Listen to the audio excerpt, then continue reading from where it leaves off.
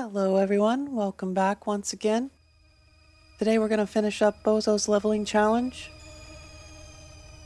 We made it to deep darkness last night, but then I got a little sleepy, so I figured I'd pick it back up today.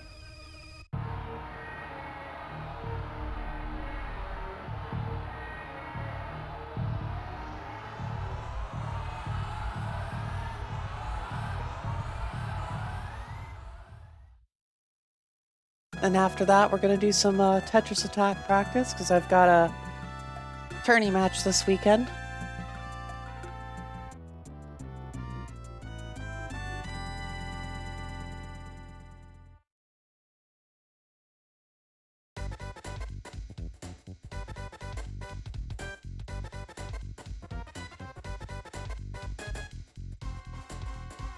Alright, let's get into it. We're at level 79, so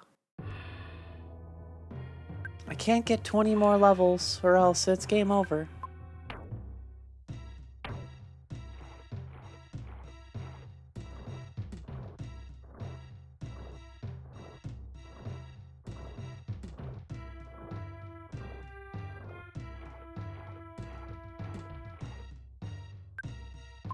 See, we still got some cash. Let's buy some stuff.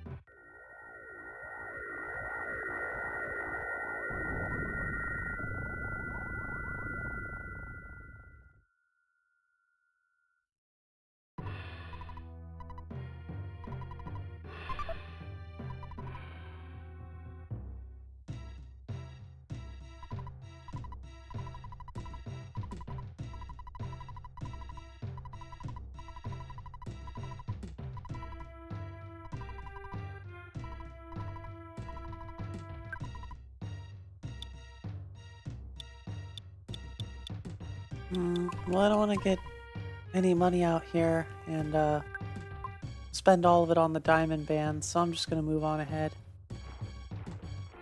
Got the Hawkeye, so we can make it through deep darkness.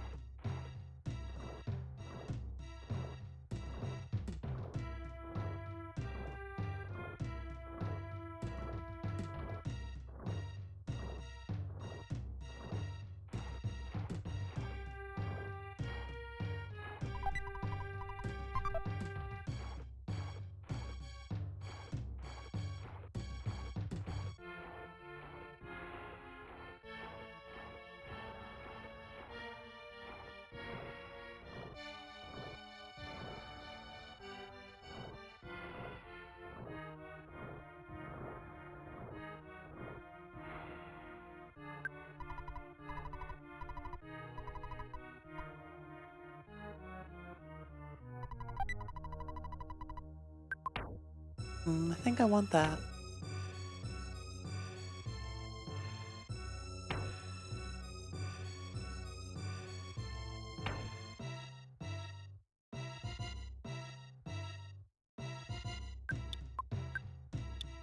Wish I could drop the key to the tower because I don't need that.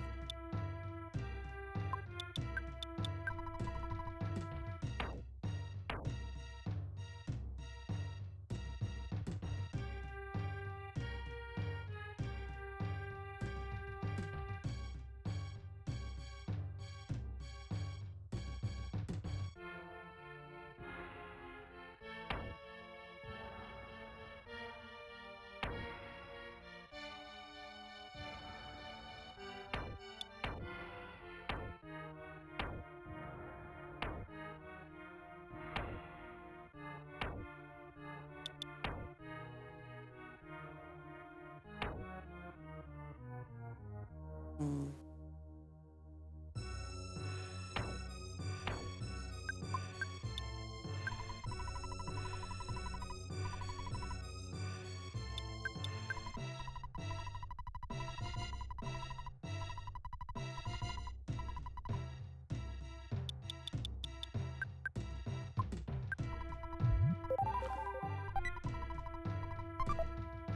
We'll take the life noodles. Those are valuable.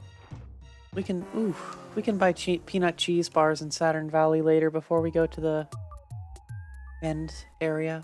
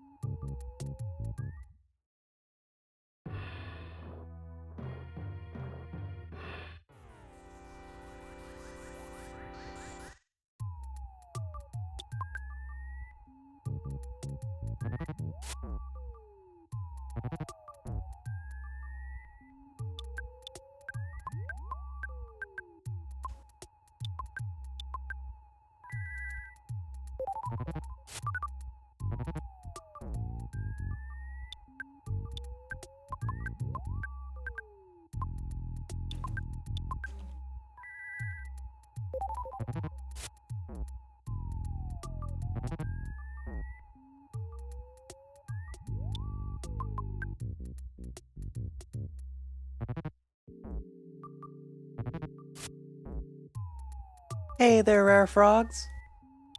Yeah, I saw you playing some Street Fighter over on your channel not long ago.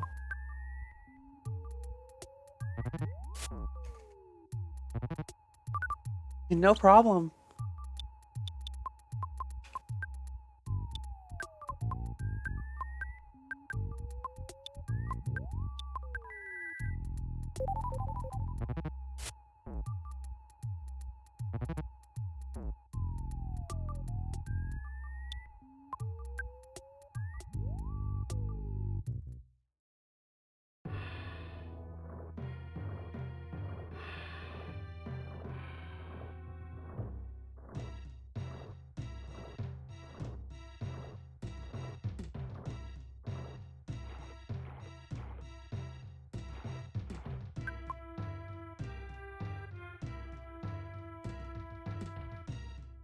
Whew.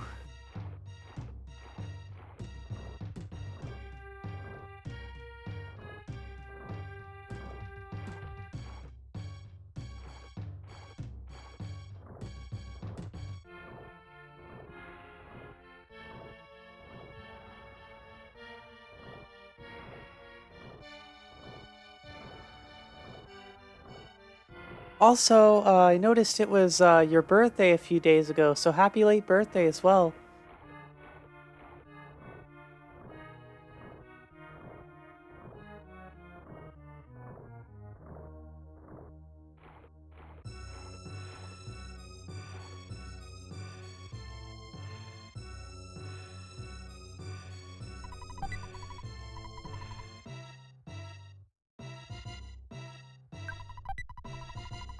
Mine won't be till December.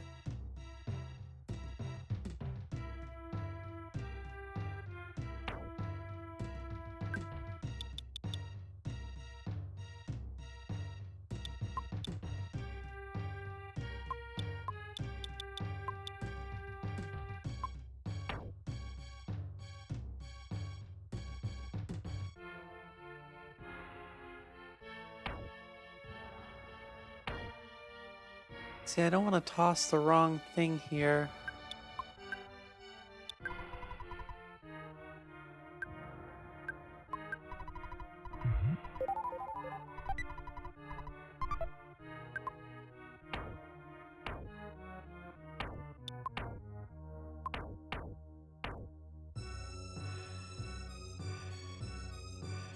Oh, that sounds fun. Some good old Kid Icarus.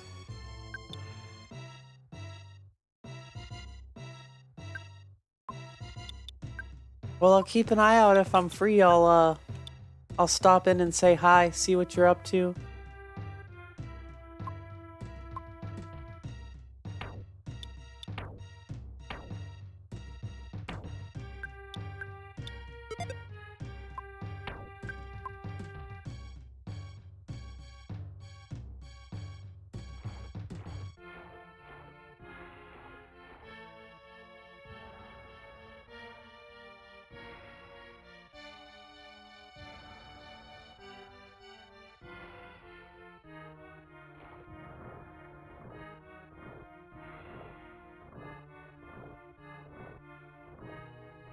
I haven't played the disc system version. Is that like the Zelda port with updated audio?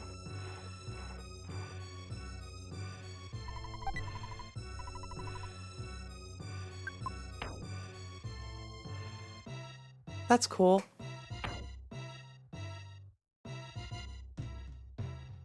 I'll have to check that out.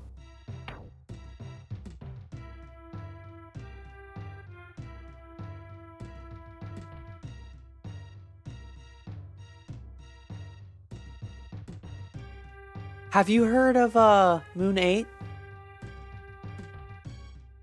Someone made Dark Side of the Moon, but all in 8-bit on the NES chip.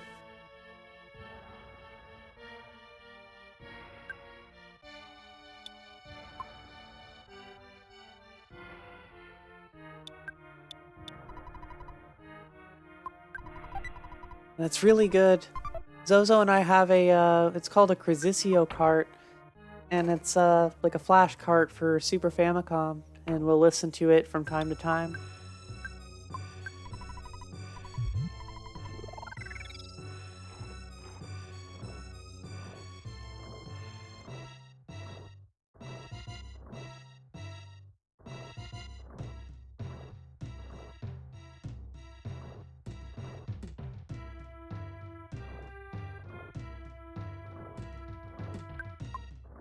Yeah, it's basically Pink Floyd's Dark Side of the Moon, but on the NES chip.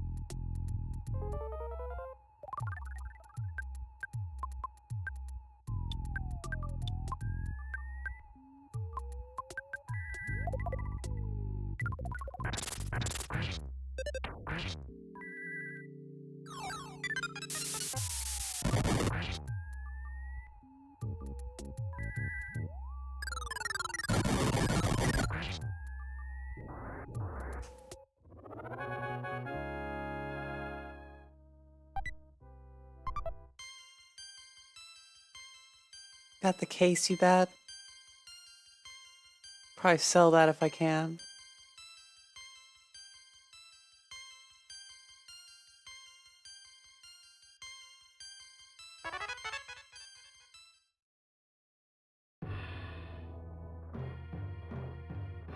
I don't know if there's a band out there called Moon 8 as well, or if it's the same thing.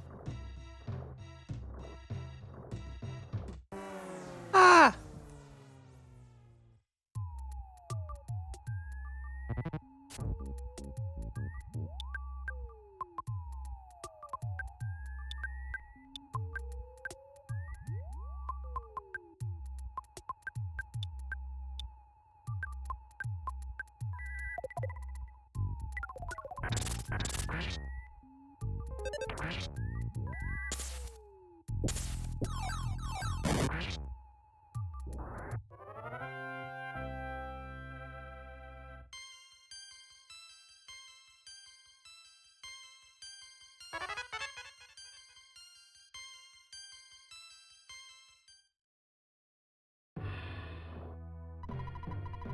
Gotta heal Chow.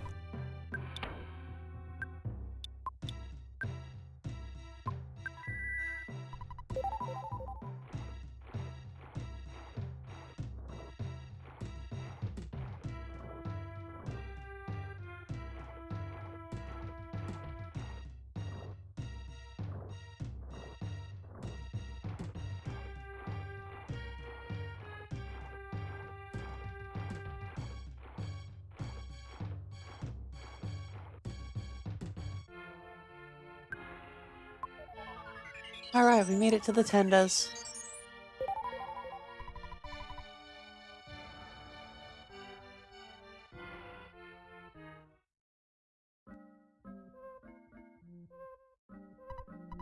Wish I...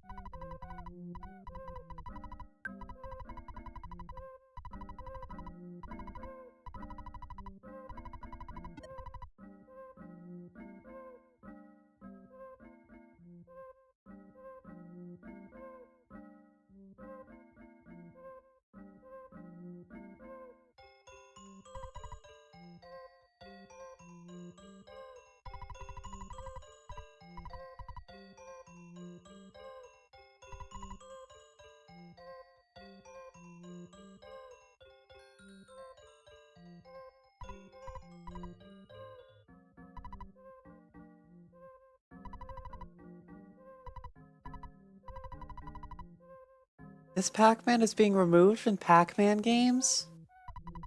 What?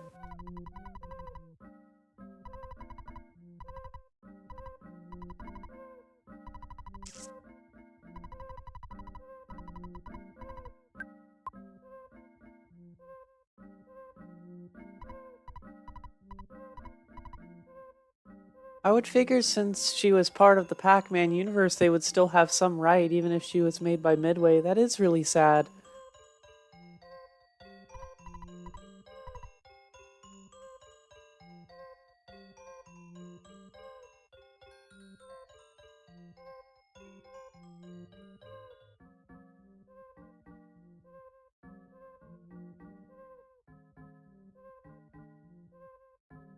Hopefully they can strike a deal or something and get her back, because that's a big loss.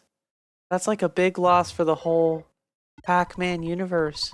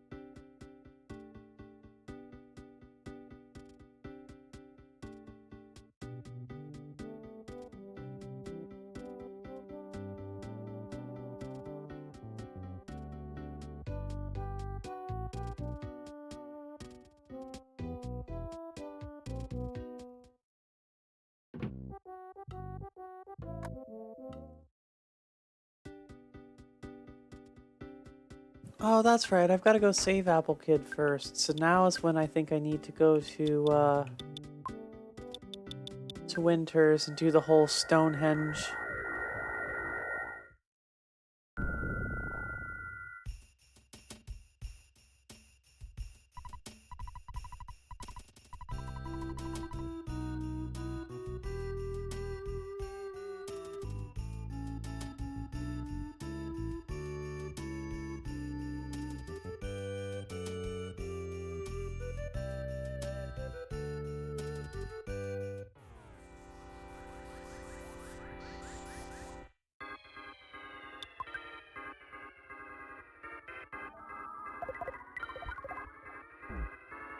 Yeah, I've heard of. I think I actually played Clay Fighter once or twice. That's a really cool fighter. Very interesting.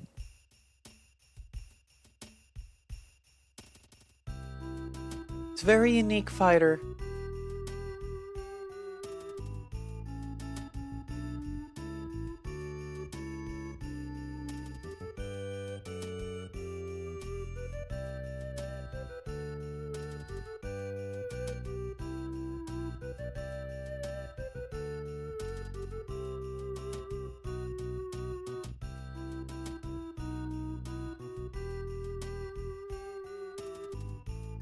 Ah,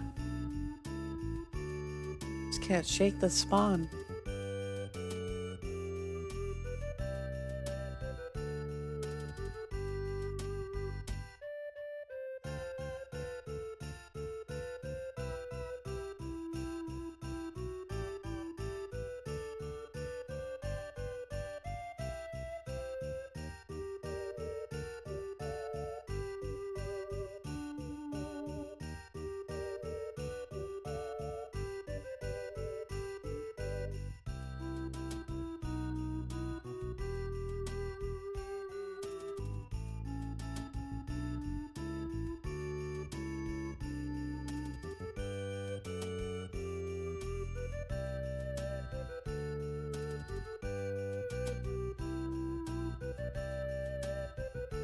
Clay Fighter also makes me think of Sukapon. I don't think that was the same game. I don't think that one ever actually made it stateside. But it's another really unique fighter.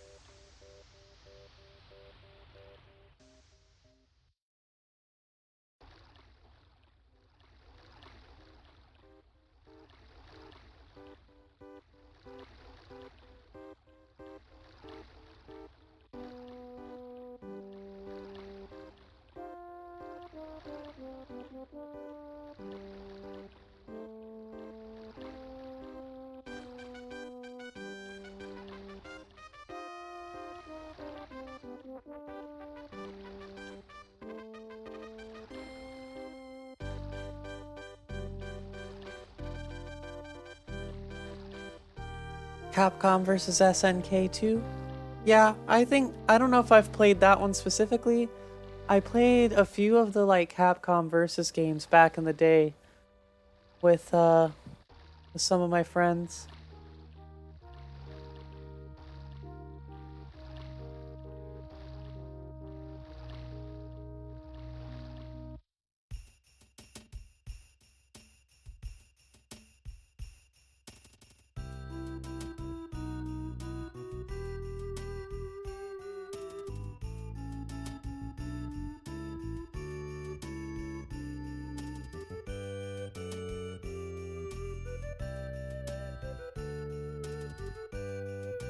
All of those ones are fun. Like I was saying yesterday, I really like the tag in, tag out combo system stuff that you can do.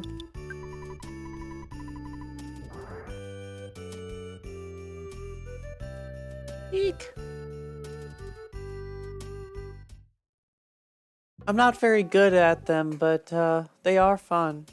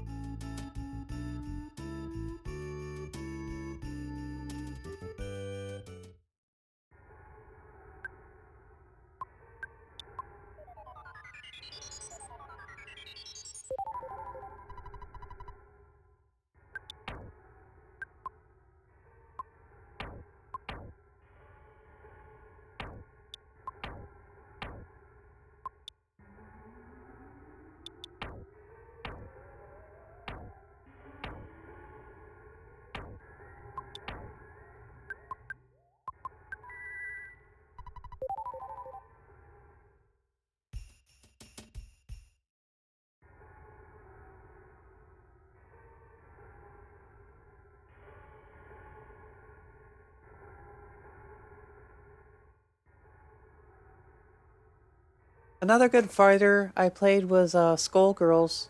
Skullgirls was fun.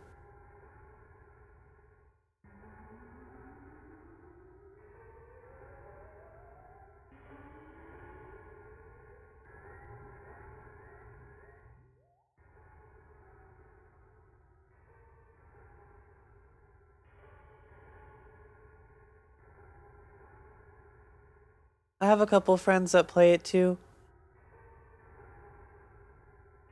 They're probably way better than I am at it.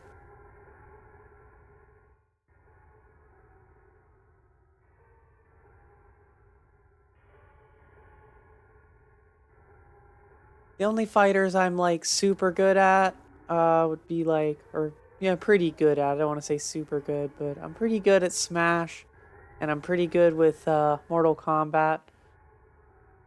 Guilty Gear, I've still never played that one. I've heard a lot about it. I know a lot of people talk about Guilty Gear, but I've never actually tried it myself.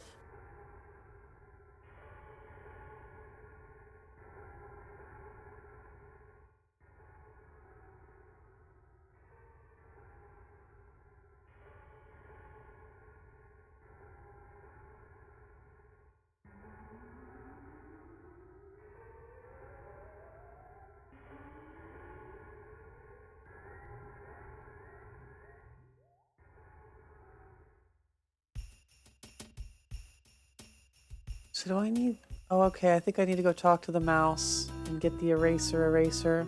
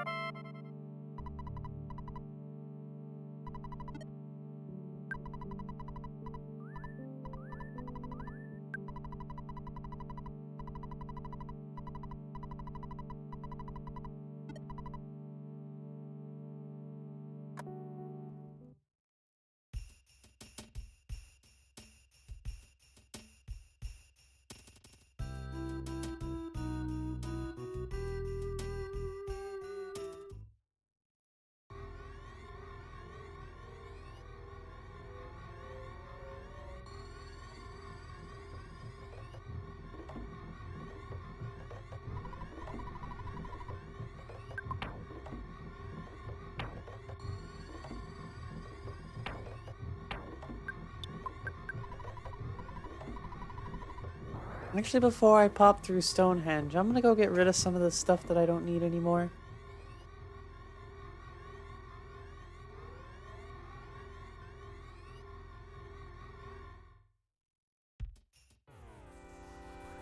Uh-oh.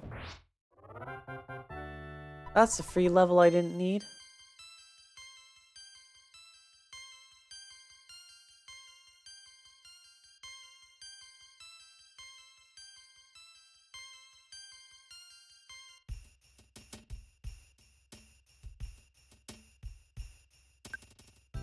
Should probably heal as well. Stonehenge is rough. Stonehenge is extra rough because in a solo run, because you could just get diamondized here from the senior mooks.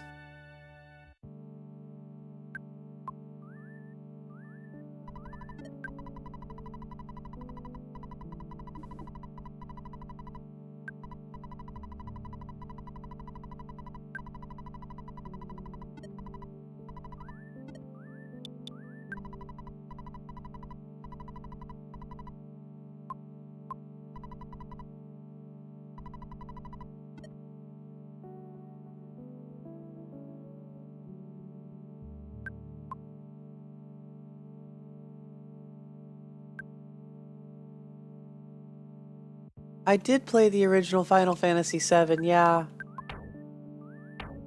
It's again one of those ones I never quite completed, but I played a lot of that as a kid. And I watched my mom play it too a lot. I would always love to do the chocobo races. That was my favorite part.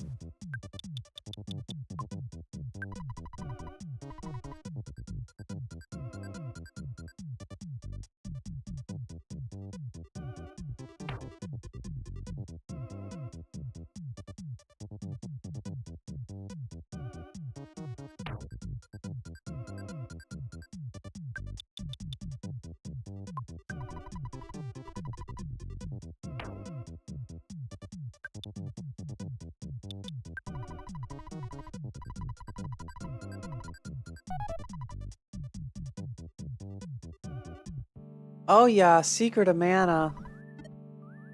Secret of Mana and Illusion of Gaia.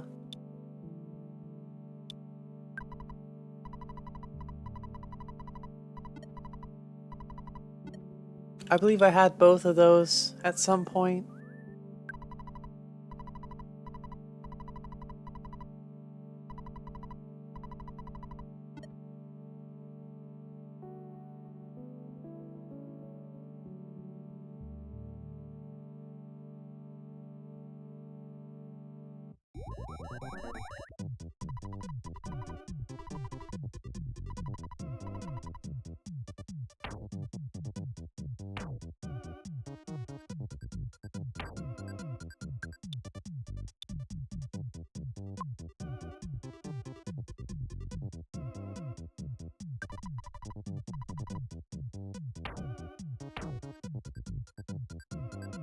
Yeah, Kirby's Avalanche, aka Kirby's Ghost Trap.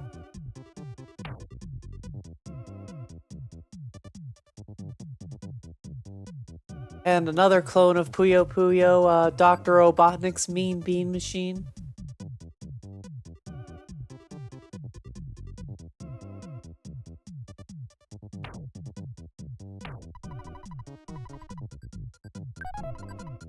I actually just kind of recently started Puyo Puyo. I didn't play that one a whole lot as a kid, but some of my friends play it and convinced me to get Puyo Puyo versus Tetris.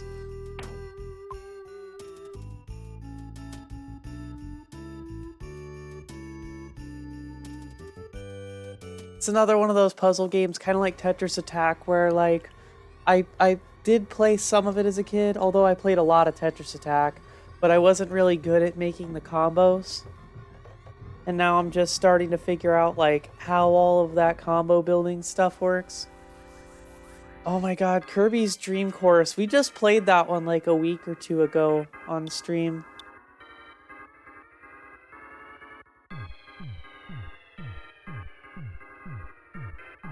That's a hard one. I don't doubt that at all.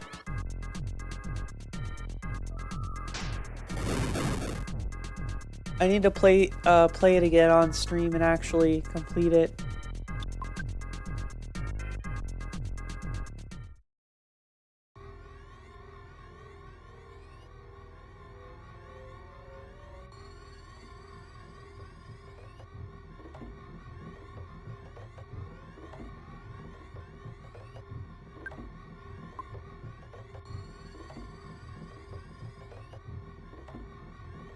Let's see if I can actually remember what way to go.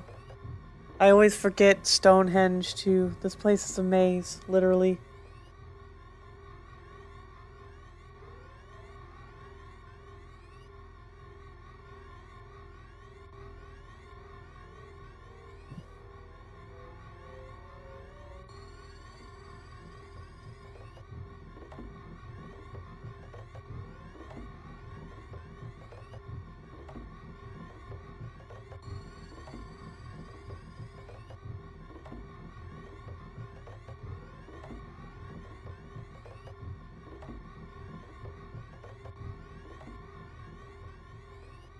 Dr. Mario.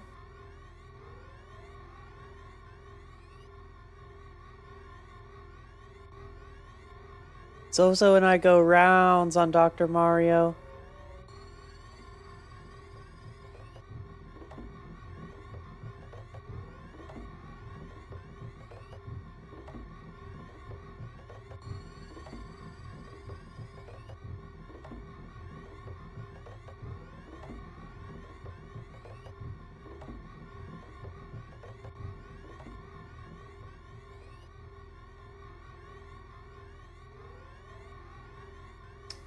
Might not be able to avoid these spawns.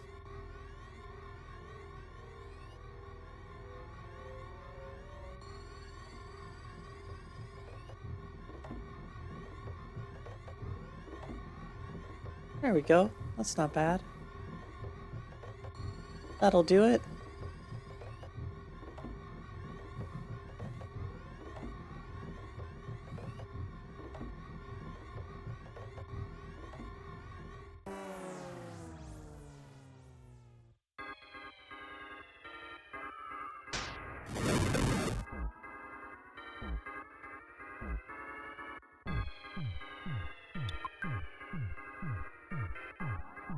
There we go.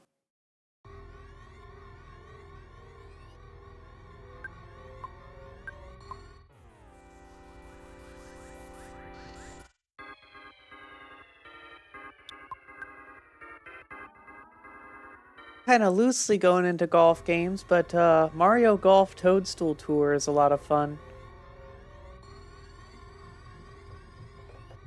Woo!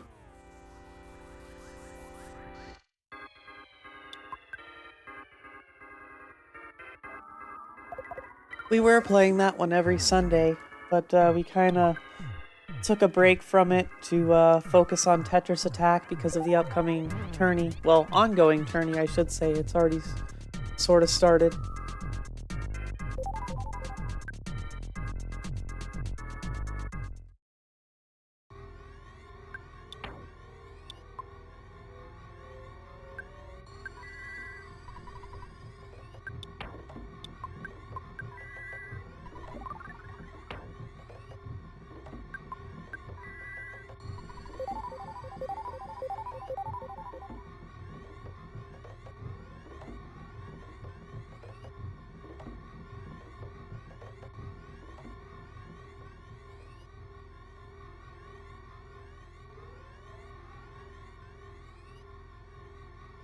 Oh, that's just this chest.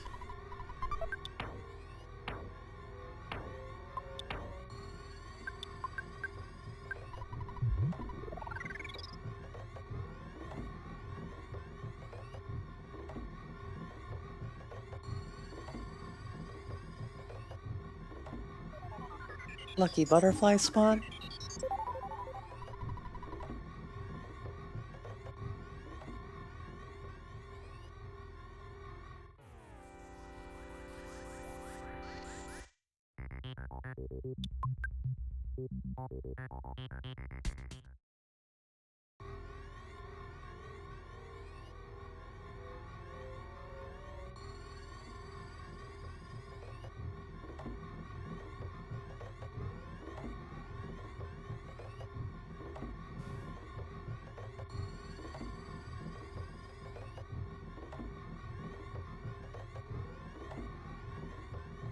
This part always has me thinking I'm going the wrong way, and maybe I am.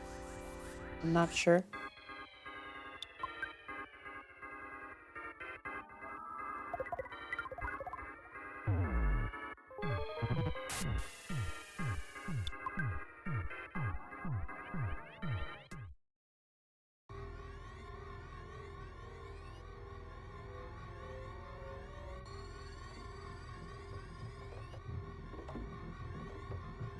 Another SNES game I never actually played, but I need to give it a proper playthrough is Yoshi's Island. I played a lot of Yoshi's Story on the 64, but I never played Mario World 2 Yoshi's Island.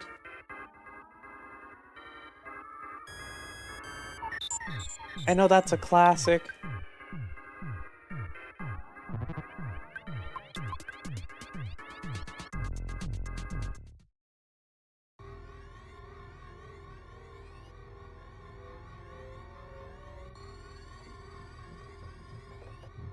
Yeah, I think we're still going the right way. Yeah, there we go. Okay.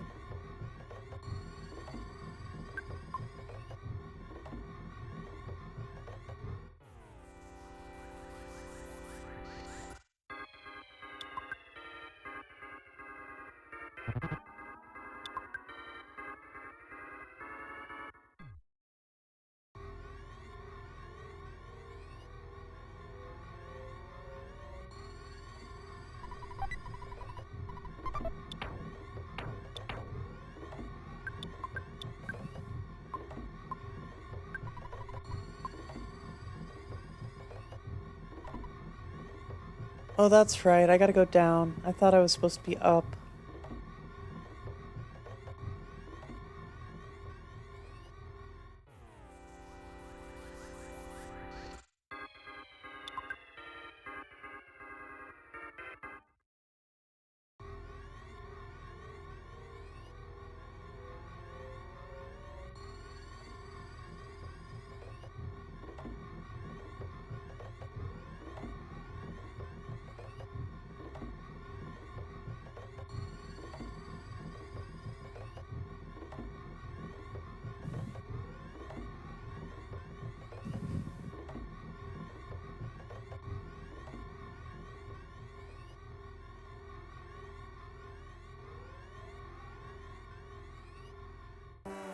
Oh, I thought I could get past him. Oh well.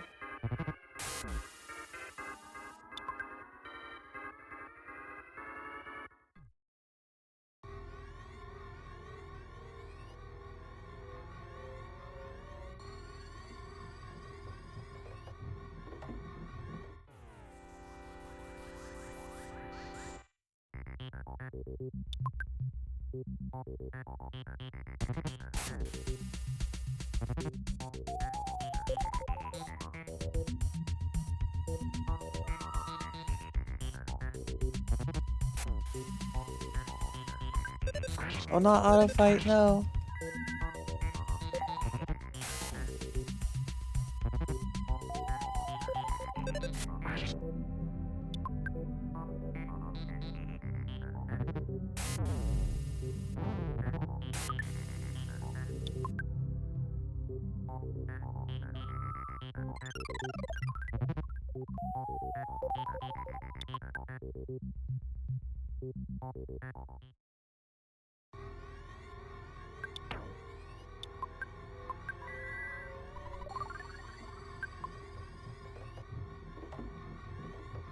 If we're talking RPGs, are you familiar at all with Mooner, the Silver Star story on PS1?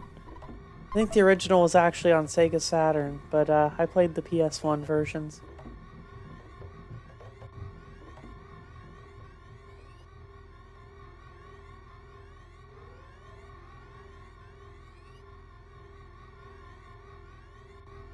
I have that one and Eternal Blue on the original discs.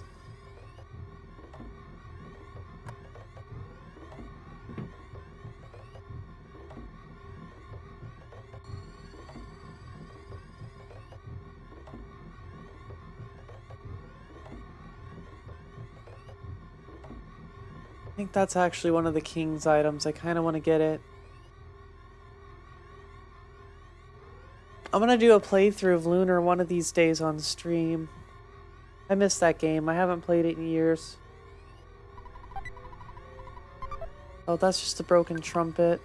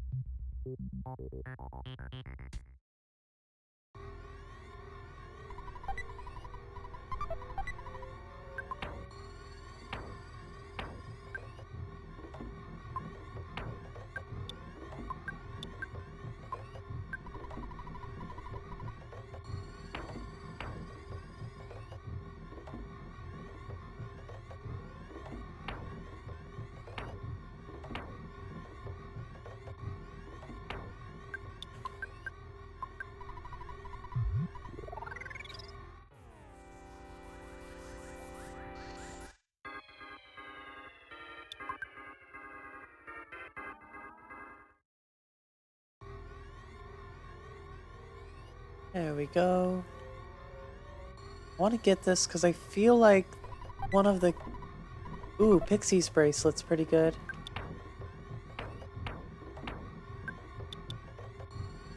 Shao can't equip that. I'll wait till I get out of here, I guess. Since everybody has too many items.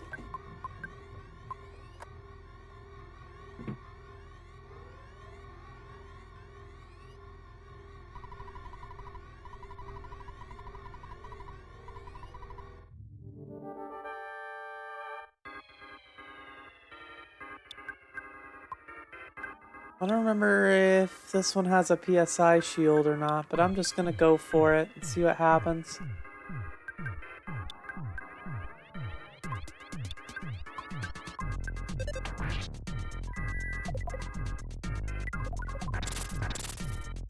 Oh, it does have one. Oh, that's not good. That's really not good.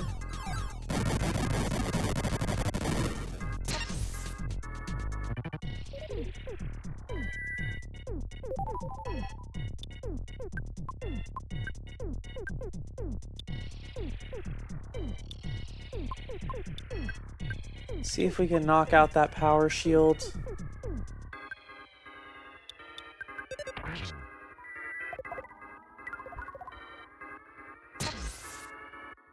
There we go. Shield's gone.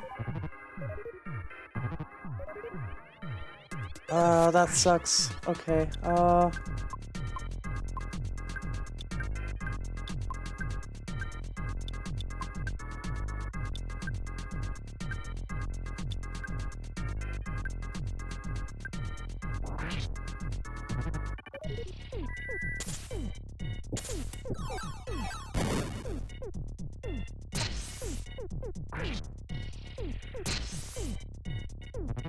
no.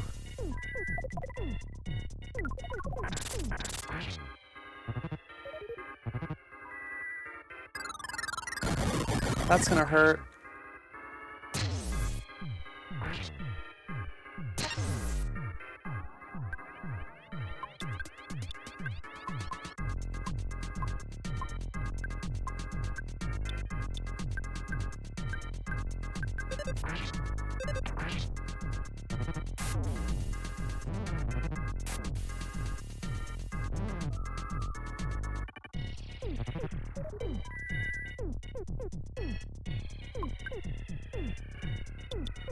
At least I got all these life noodles.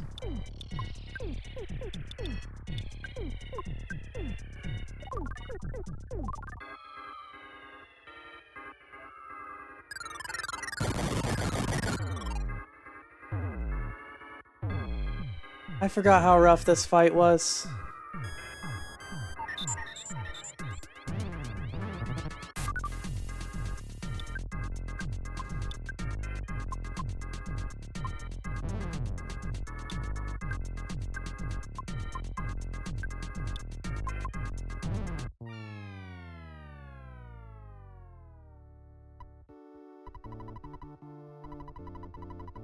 Oh yeah, Goof Troop. Magical Quest starring Mickey Mouse and Aladdin.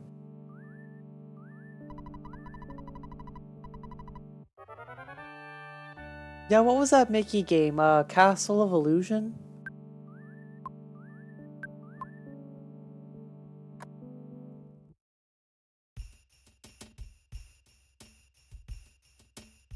I remember that one too. Yeah, that was a cool game.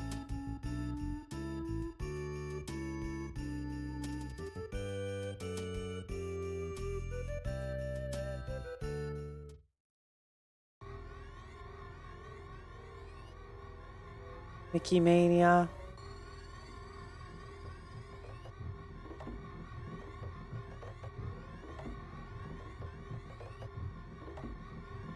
I played the Lion King game on SNES. That one's hard.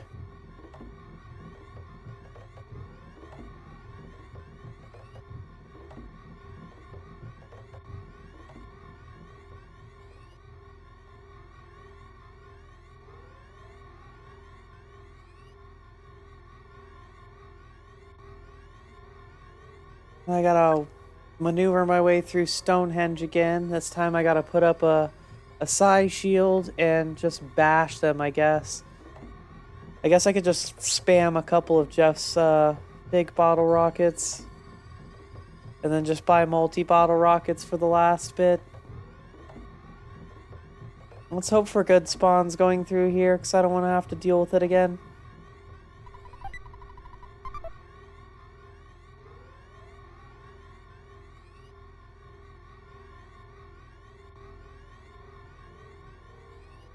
Oh yeah, Super Star Wars. Yeah, that is difficult.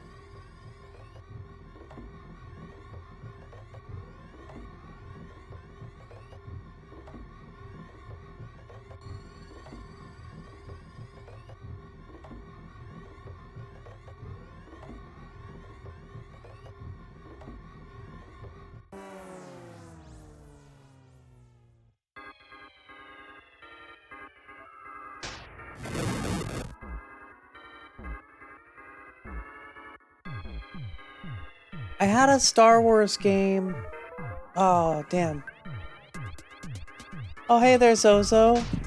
It's going okay. I just made it to the final boss of the Stonehenge base and died because I forgot they had a psi shield. But it's alright, we're just gonna run through again. Like I was saying though, I had a Star Wars game. I don't remember which one it was, but I feel like it was for like the for like the Sega CD. And I could never quite figure it all out as a kid, but it was really cool because it was, you know, like very 3D, kind of seemed like one of those almost point and click adventure games. Star Wars Chess? No, it wasn't that one. But that sounds interesting though. I'm not familiar with that one.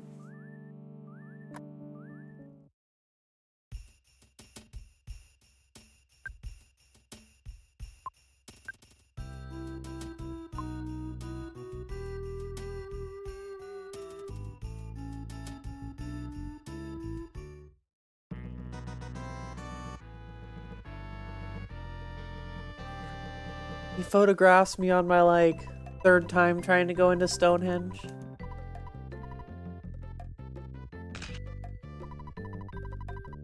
Almost gave Paula the bunny ears.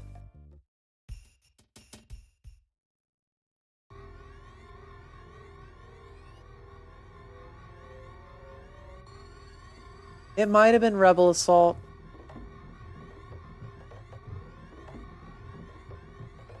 That actually sounds really familiar. I think that was it.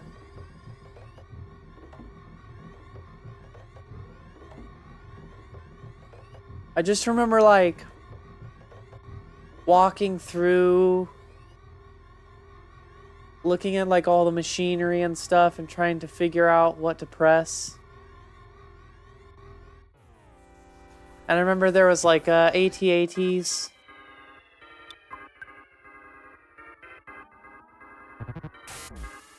And it kind of had, like, a, if I remember right, I think it was, like, a first-person style camera.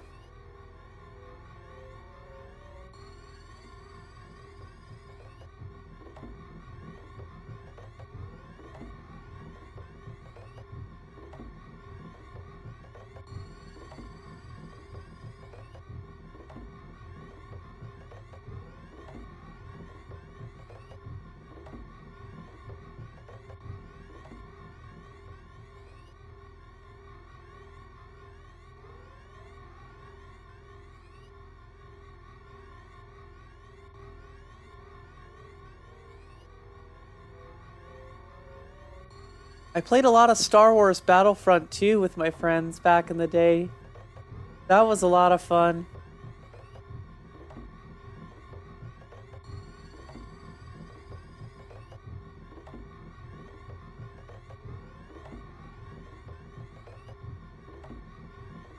Oh, damn it. I want to go through Jedi Academy one of these days, because that one looks like a lot of fun too.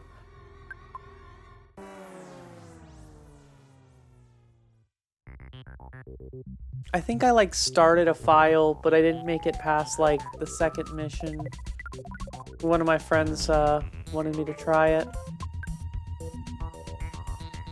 But I always thought that was really cool because you could, you know, have your own character and make your lightsaber and stuff like that.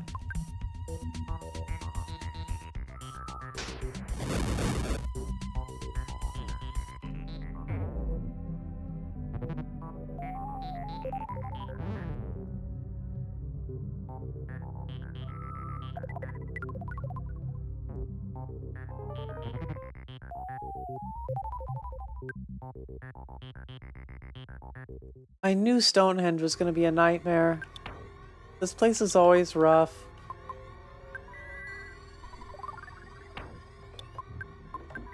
It's even worse for challenge runs.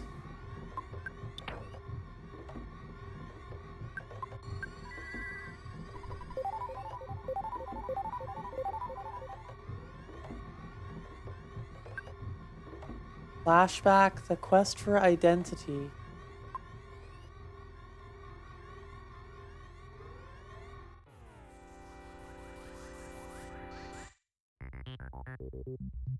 Yeah, I don't think I've heard that one.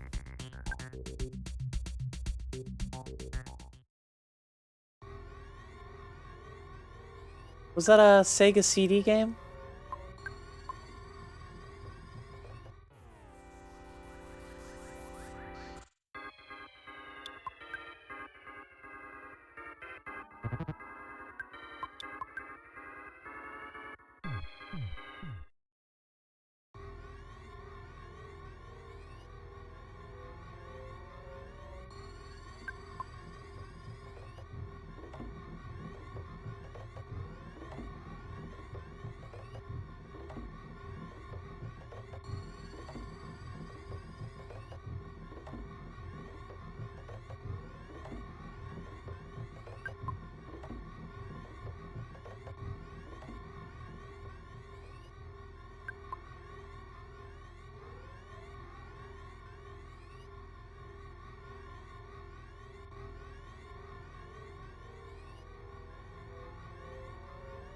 Ah!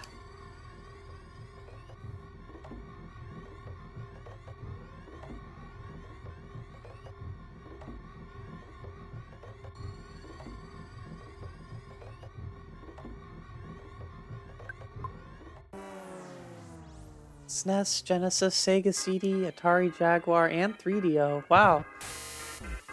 It's been on so many systems, I'm surprised I never heard about it.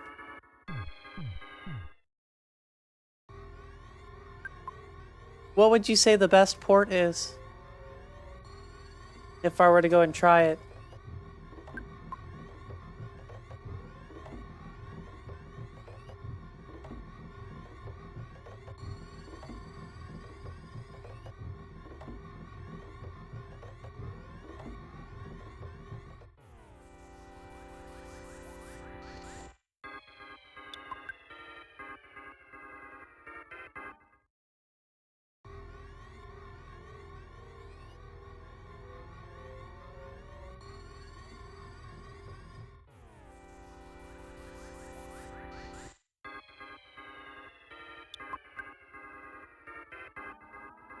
Sadly, I only had a few Sega CD games as a kid. I had that Star Wars game. I think it was Rebel Assault. They all look the same. I'll have to look into it.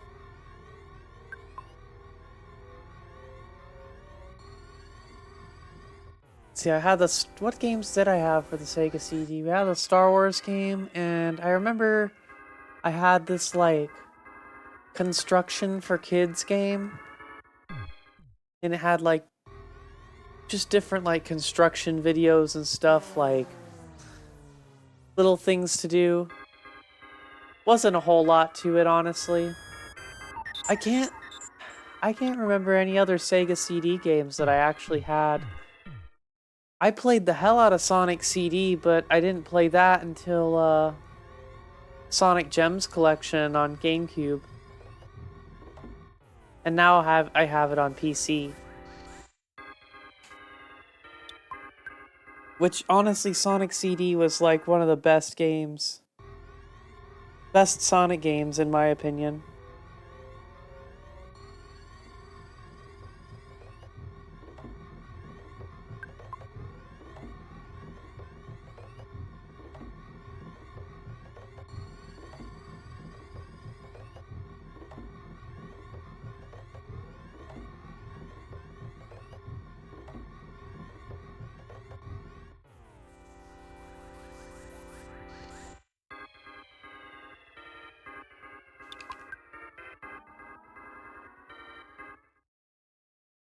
Oh, lucky, lucky.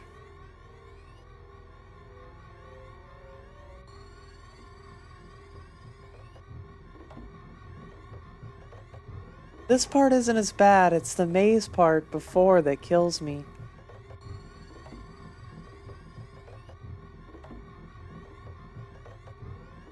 Those damn mooks.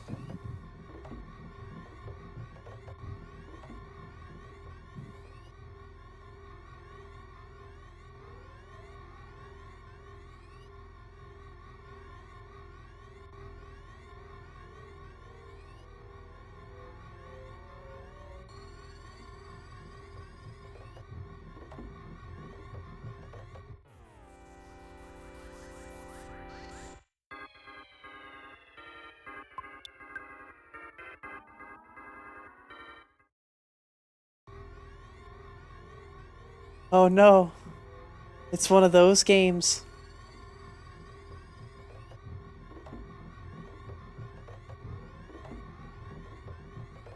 That's okay. We do like playing some jank on this channel.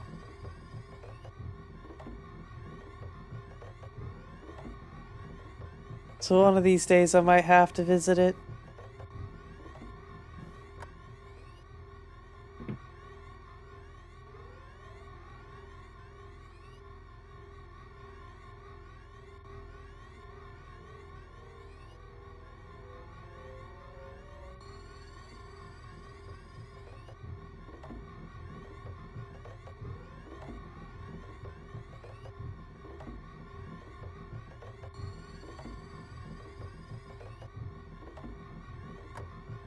Well, that's good.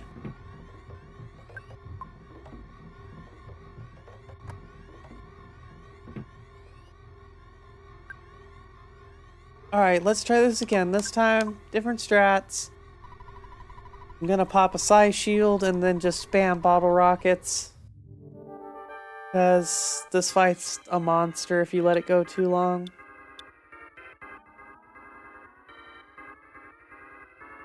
I could try hypnosis or paralysis on it. I don't know. I don't think that'll work because they have a Psy Shield.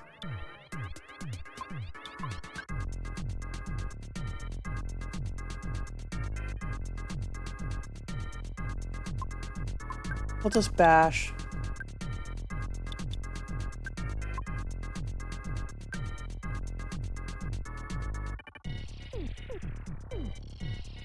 I don't play a whole lot of sports games either, other than like golf games, because I love me some golf games. But yeah, I remember my cousin getting me into Madden a little bit. He was super into it, so when I would go visit, we would play Madden.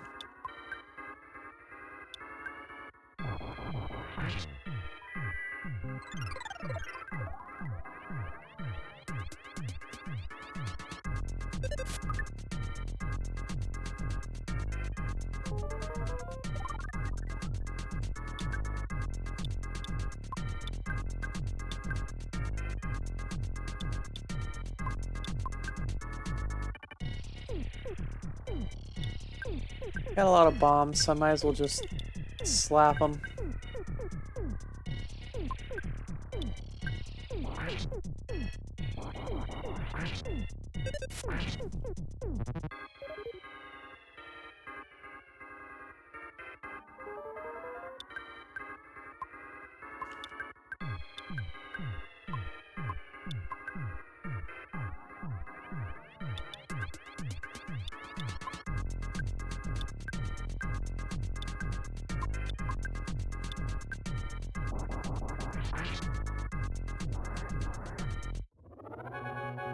I don't know if you consider the Tony Hawk games as sports games, but I do play a lot of those as well. Usually I play them on Thursdays, but I think I'm gonna focus, after this, I'm gonna focus on Tetris Attack just because I have that tourney coming up.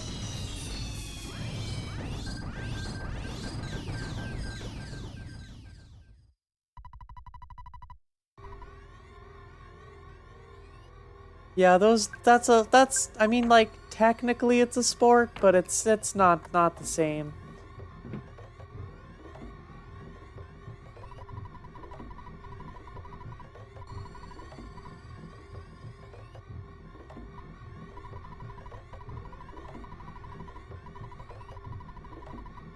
It's not like the baseball or basketball games. I did used to play a lot of the baseball games with my mom as a kid, though. Everything from like the original NES baseball to like the PS1, maybe PS2 versions.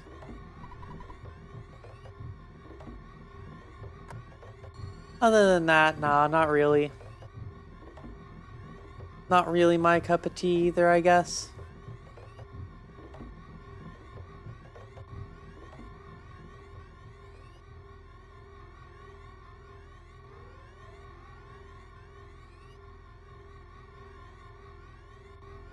World Heroes. Nope, I can't say I'm familiar with that one either.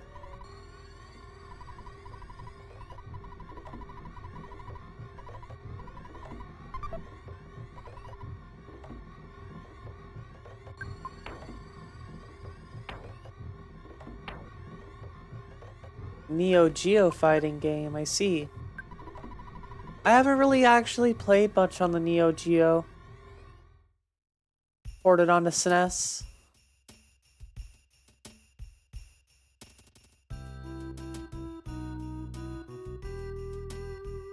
I know the Neo Geo did have a lot of those fighters. I've heard that's kind of like the home of those fighting games.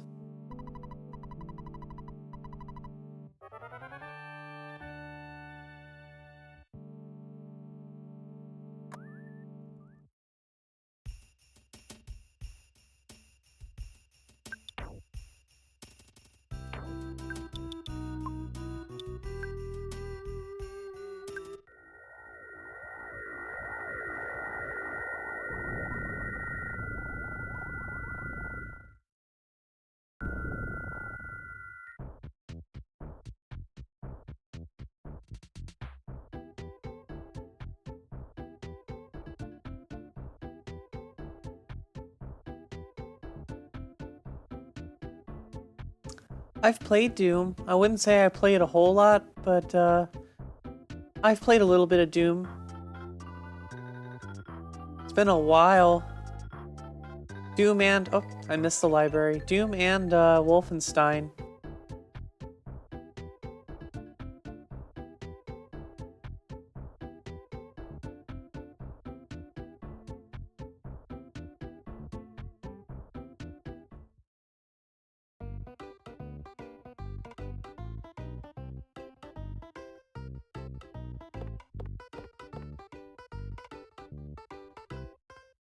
I can't remember which one it is, actually. Just check all the doors.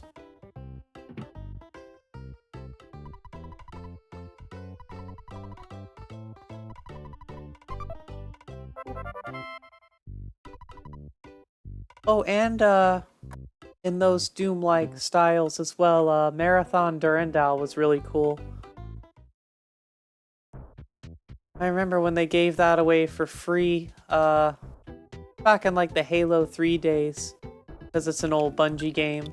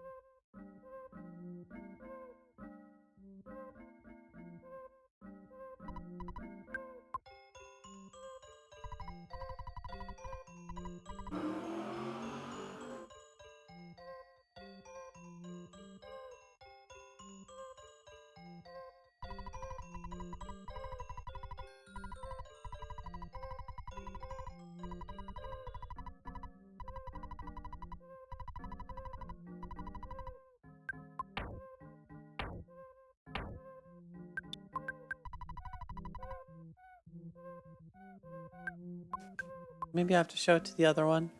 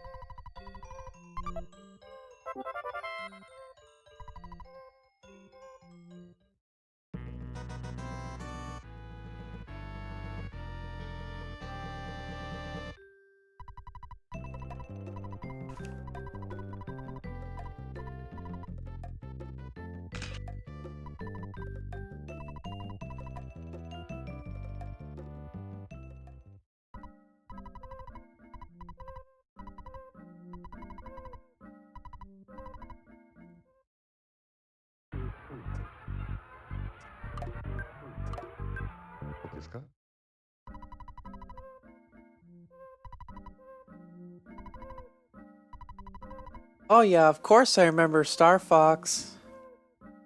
I played both the SNES Classic as well as I played 64 the most.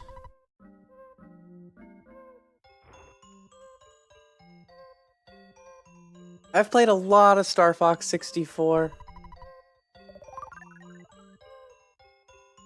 Star Fox 2 is really cool too, and I'm super stoked that they actually gave it an official release on the SNES Classic. Alright, I'm gonna be right back while the T thing plays.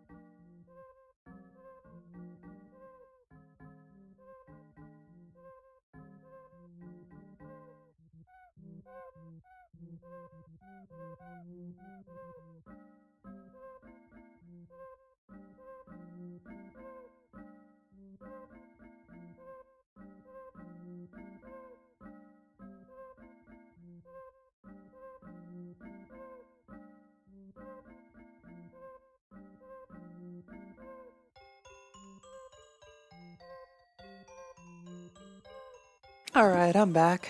Got myself another cup of coffee. Fatal Fury Special on SNES.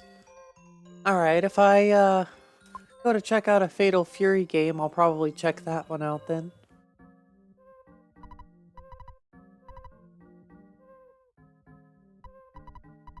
Speaking of Star Fox, as well, Star Fox 64 3D on the 3DS, that was like my favorite version. That was a really good port, and the 3D looks nice.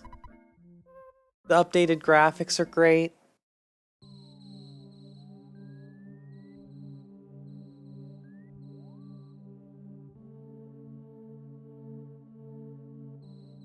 If I can get, yeah, I still have my 3DS. I kind of want to get the homebrew running on it. I've heard, recently, they've released a really good Virtual Boy emulator that actually emulates the, 3D using the 3DS really well. And it's like the best way to play Virtual Boy games.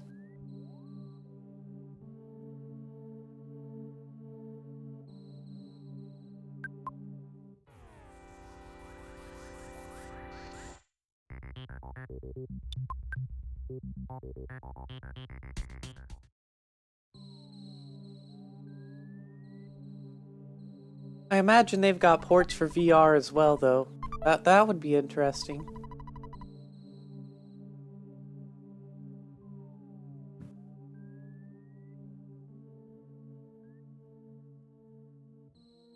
Speaking of VR, if I could get the Citra VR mode to work with Star Fox 64, that will be like the first game I try with that.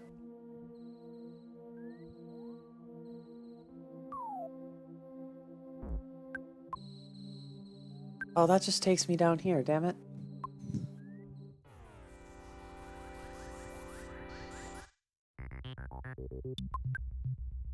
F-Zero. F-Zero's another classic. I played F-Zero X the most. But I have played the original and GX.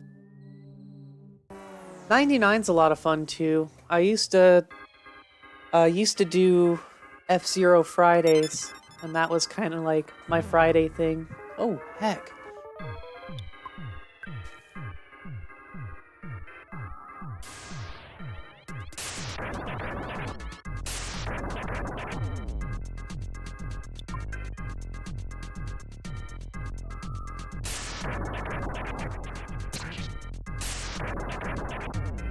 Oh yeah, Contra. All the Contra games are difficult. That's a hard freaking series. What was the one on Genesis? Contra Hardcore?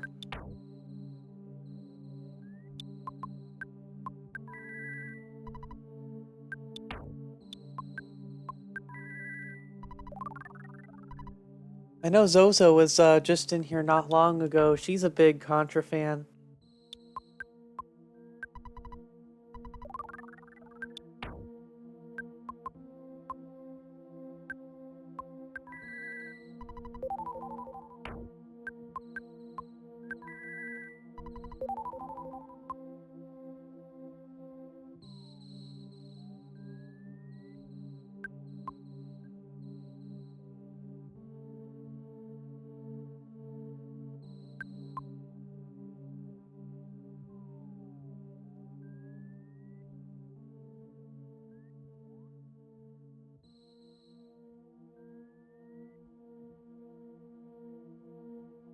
See, I don't think it's that one.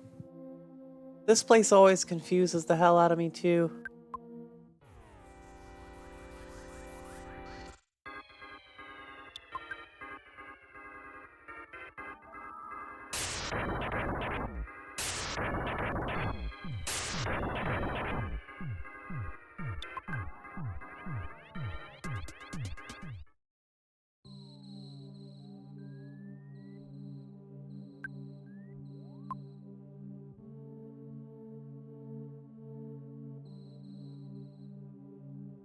See if we can get a clear spawn here. Nope.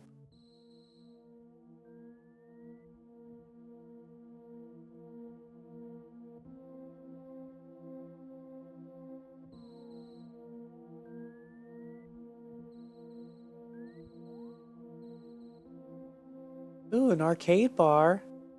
That sounds like fun. Did you have a good time?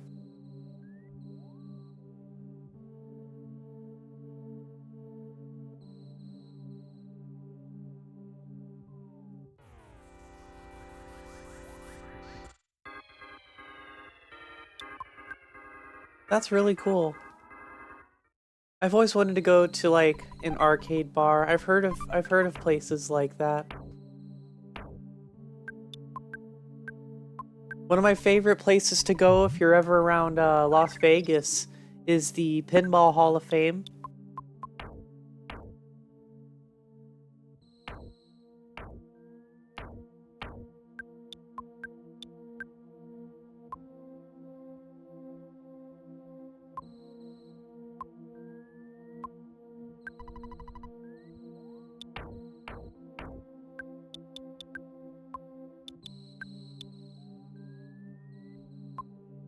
I think I want to give that to Kat.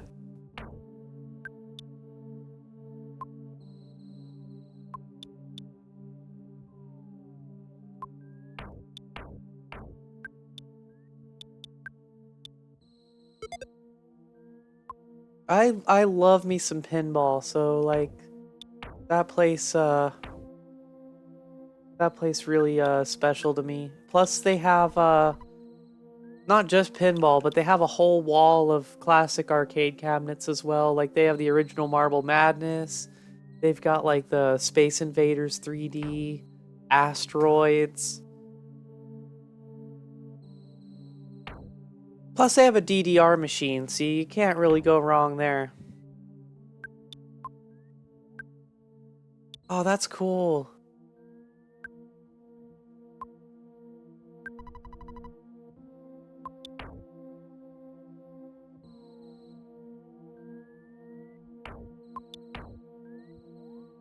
You know, I've got a soft spot in my heart for the original Xbox.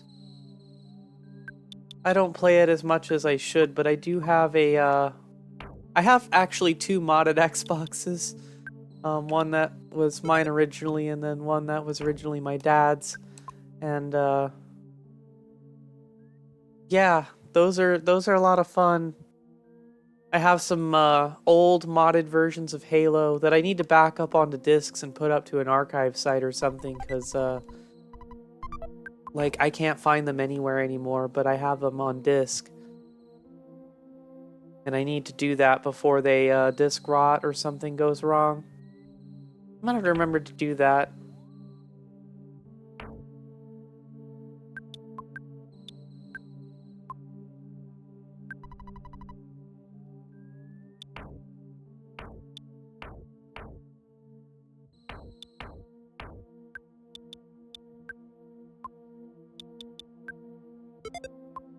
I miss my PS2. I wish I still had my PS2s.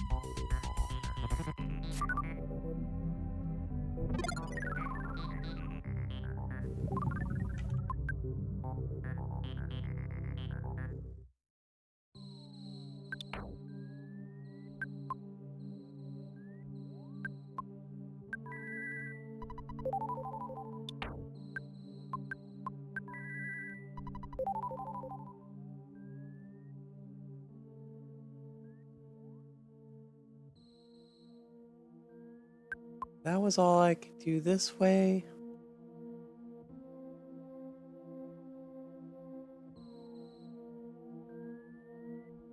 Oh wow, that's a neat way to get that to despawn. Didn't know I could do that. I didn't think this room would be big enough for that. PS2 is definitely on my list of consoles to recollect. Yeah. I wasn't like old enough to really know what was going on back then, but yeah, it's wild looking at like the history of all of that and seeing like that's why we have the ESRB now. Between that and Night Trap.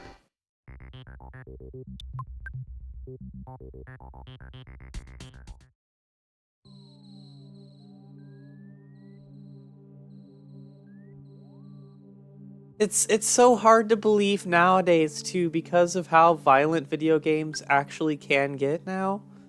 Like it's crazy to think that Mortal Kombat was the one back then that like really pushed the boundaries.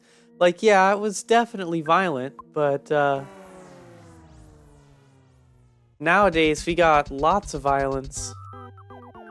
Like GTA, games like Postal.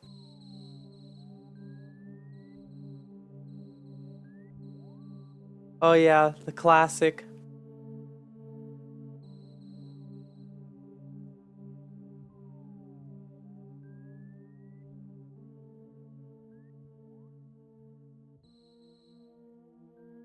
The Sega Genesis was that was actually my first game console. I got it when I was 3 and grew up playing Mortal Kombat, Road Rash, Micro Machines. Oh my god, I can't talk about the Sega without talking about Micro Machines.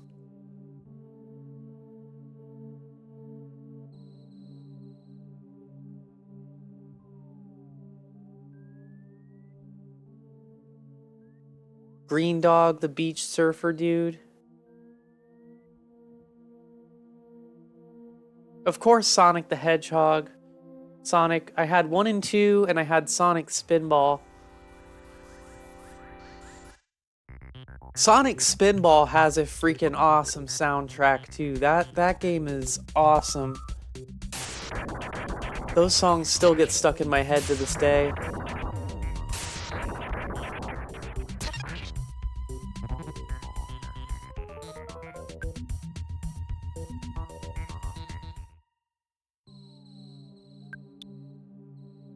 First game was Super Mario Bros. 3. That's really cool. On the Wii. I was really happy when the Wii started doing the Virtual Console, cause like that was around the time I was just getting into emulation, and I was always like, why are all these old games like nobody's paying any attention to these, you know, these classics? They're just, you know, sitting there collecting dust. And then the Wii started doing that with the Virtual Console, and I thought that was really cool. Letting people relive those games in an official capacity without having to go find them online or have the carts and rip them yourself or whatever.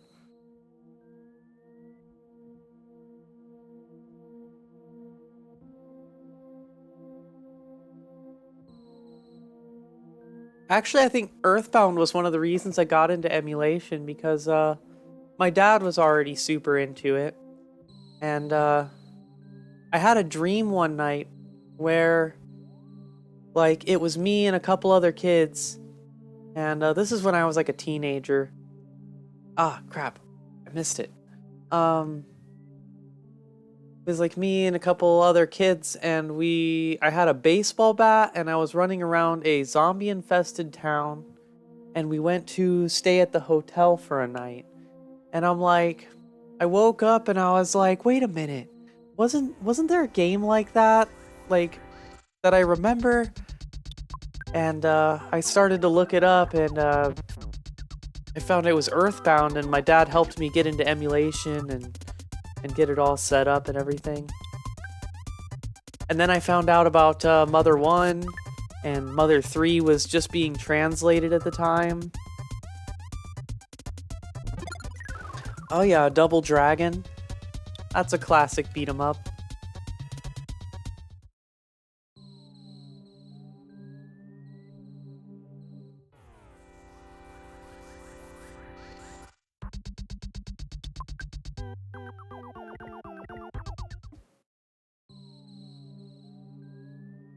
Alright, here we are. Let's get the present here.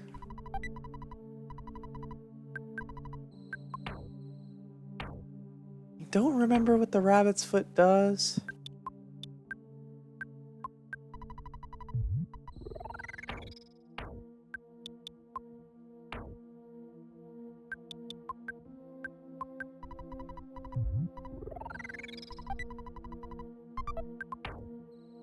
I think the rabbit's foot gives you more speed. But at the cost of something.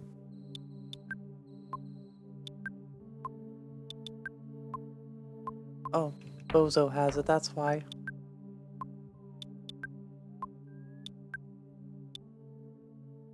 Oh, okay. I guess we'll just give that to Bozo then.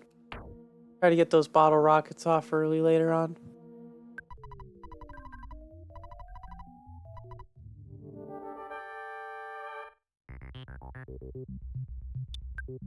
See, I can't remember if there's anything special I have to do for this one.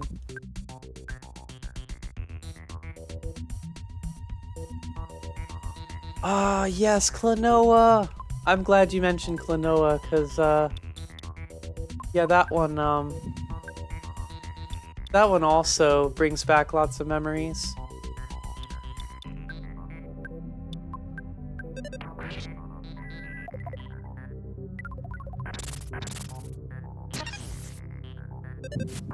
I think the first one was the one I played the most, because, I had it on PS1.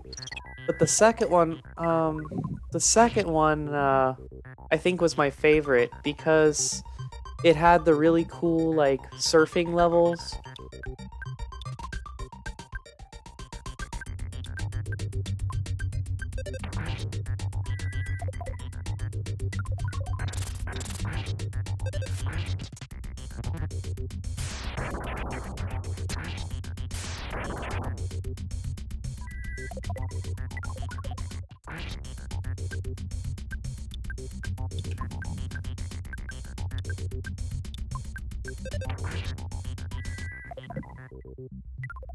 We did a podcast and just, like, talked about classic games.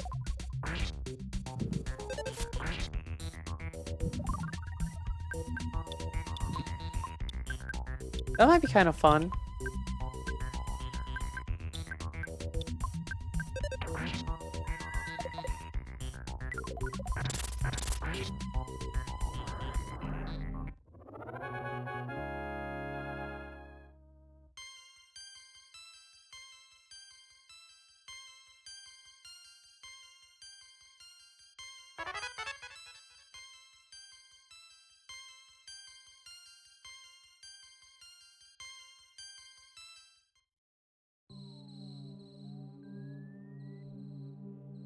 And then we could even tie it into the Twitch channels too, be like, okay, well, you know, what do y'all want to see? And then take a vote, and then whatever people vote for, we could try to, like, run through it the next week or something.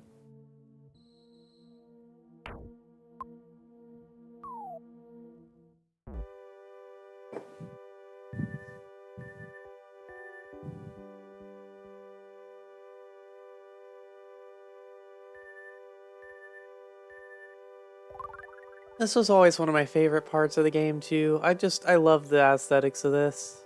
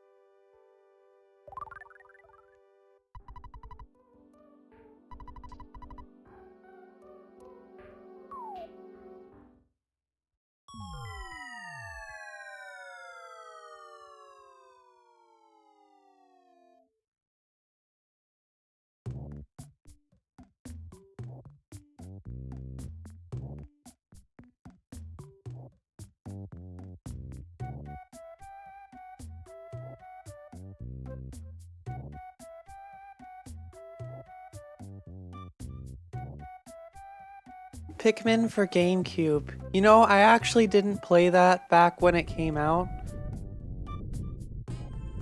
The only one I've actually really played through a little bit of was Pikmin 3 on the Wii U.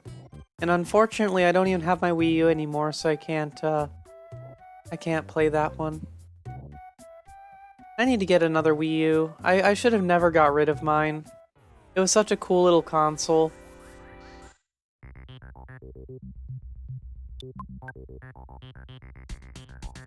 The whole trilogy's on Switch, isn't it? Oh yeah, the Wii Shop.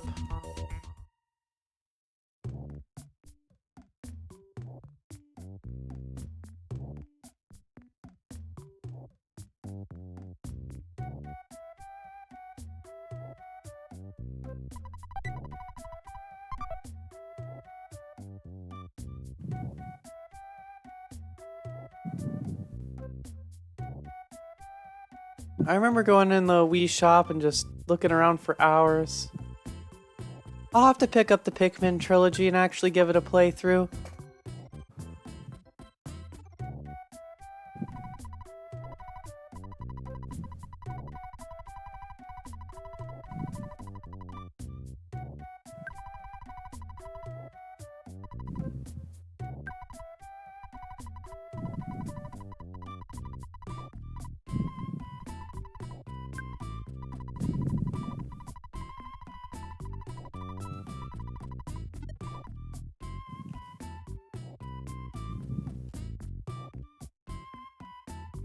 If I do run Pikmin, I'll definitely stream it.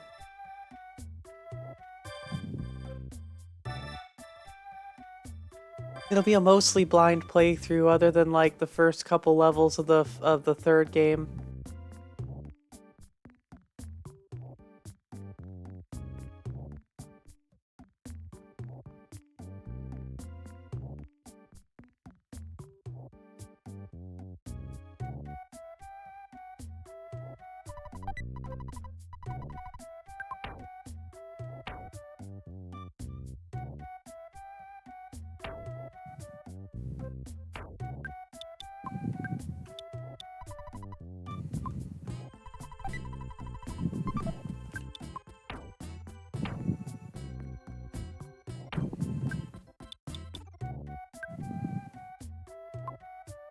Wait, who took that?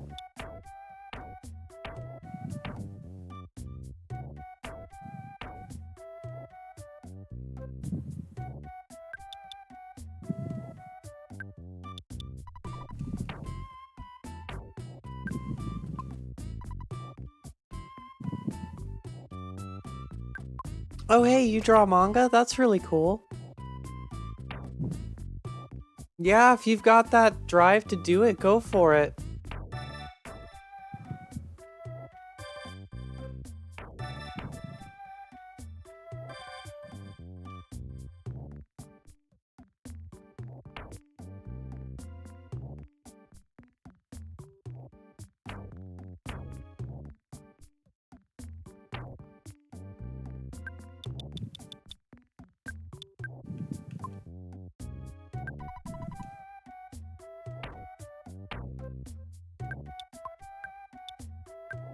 I remember I wanted to draw manga a long time ago, but I don't know, I never really got terribly good at drawing, especially drawing people. I ended up just going more into like abstract, surreal art instead.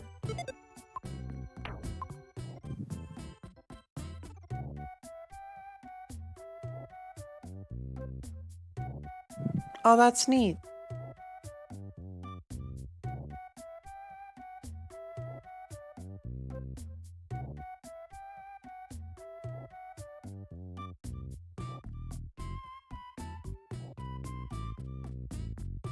I remember I got into it a bit because I read the series Bakuman.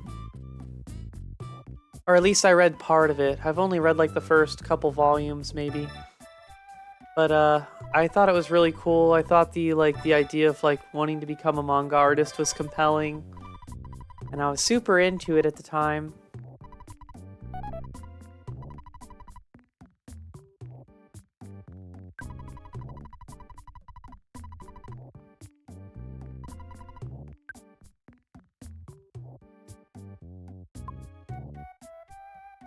Though more than art, I kind of just ended up delving into music.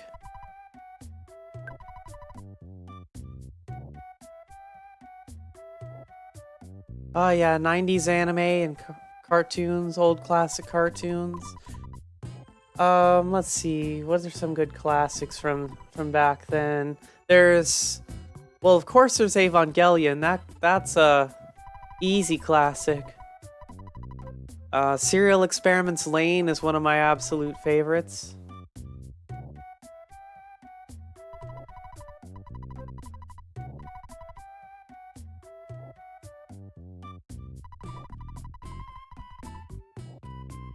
Sailor Moon, Pokemon. I grew up with both of those. And Card Captors.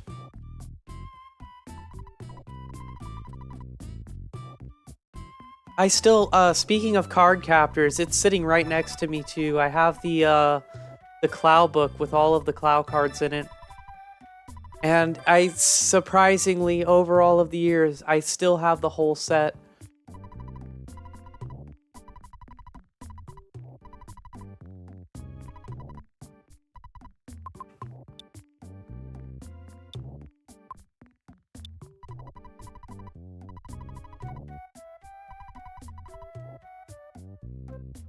I don't know if I want to spend that much money. Is anything here actually worth it? Like, I feel like I can get better stuff than these.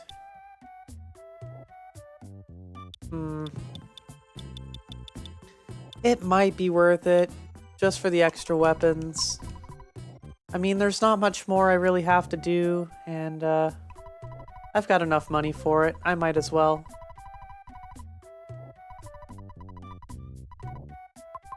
Oh yeah, speaking of classic animes, the Ghibli movies are some of my favorite things ever. I grew up, one of my favorite movies to watch ever was Kiki's Delivery Service. Still is to this day. If I ever need something like super relaxing to fall asleep to, that's like my go-to.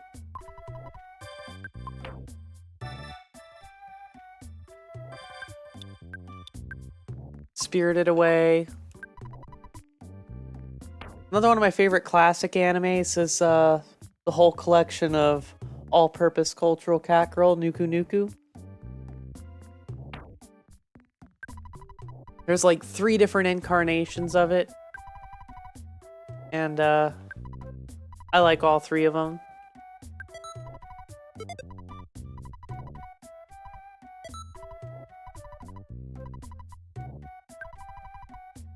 Dragon Ball Z? Oh yeah.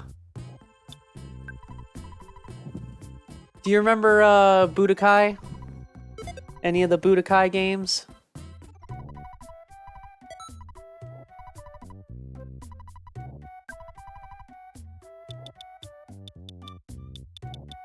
As well buy a Horn of Life, just cause. Doesn't hurt. Considering I lost a bunch of my life noodles. GameCube and PS2, yeah, same here.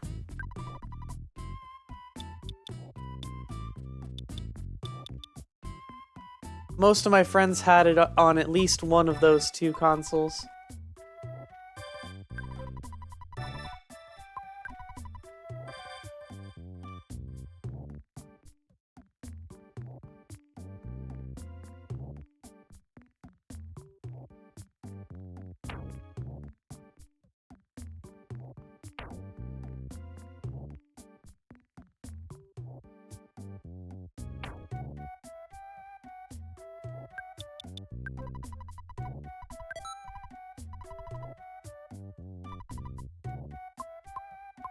Oh, I'm still short.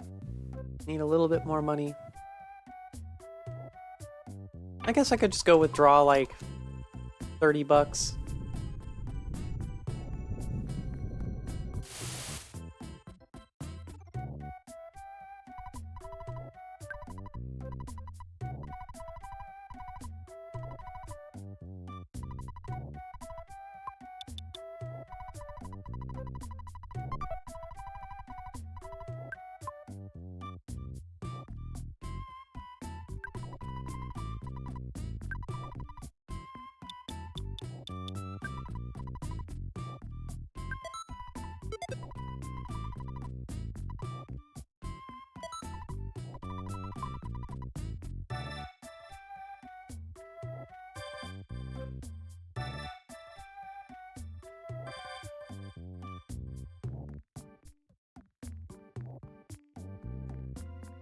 Fist of the North Star. I know some of the memes from that, but I haven't actually watched it.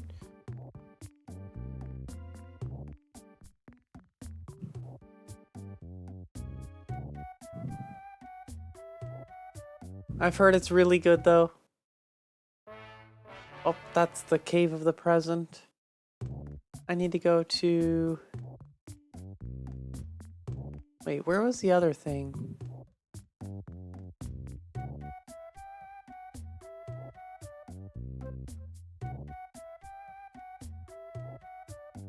I think it's actually down this way more.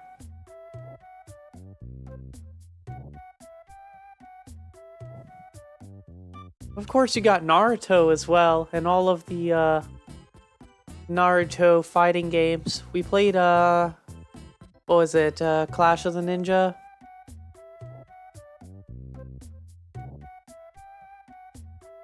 On GameCube back in the day.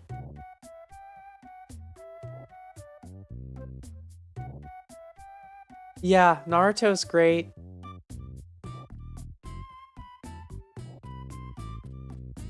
My favorite character from Naruto was always Haku. I was so sad that they killed him off like right in the beginning.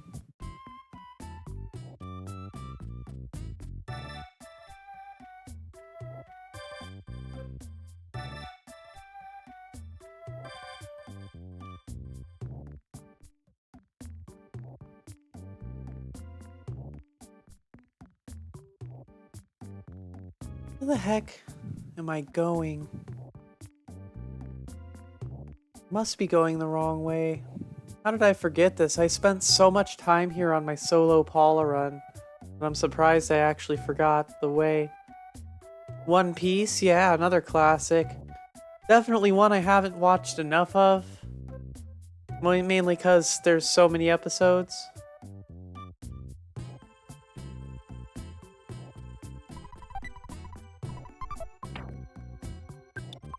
Around the time all of those were big, one of my favorite ones that I got into was Shugokara.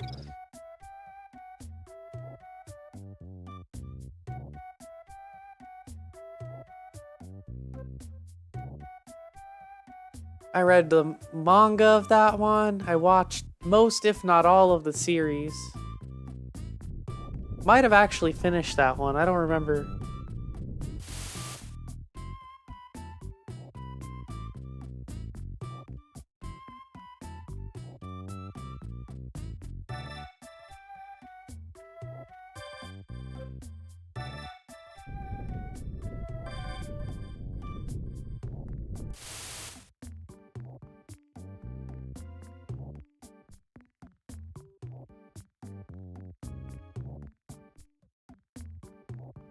I'm gonna try to go around this way because I think it's actually down lower over here.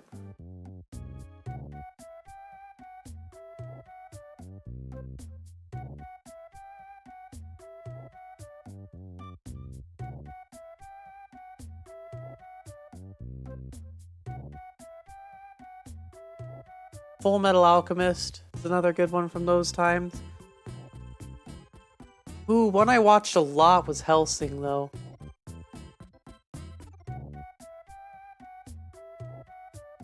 Hellsing, and of course the OVA Hellsing Ultimate was really good. I liked the like more focus on like the Millennium characters and stuff in Ultimate.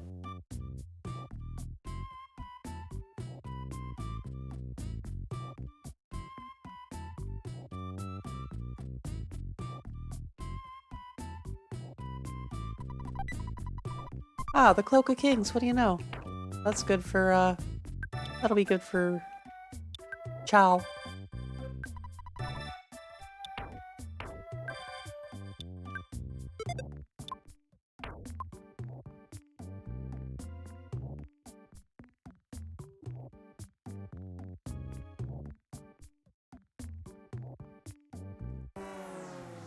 Whoops, I thought I could get outrun the Chompasaur. Big Chompo too fast.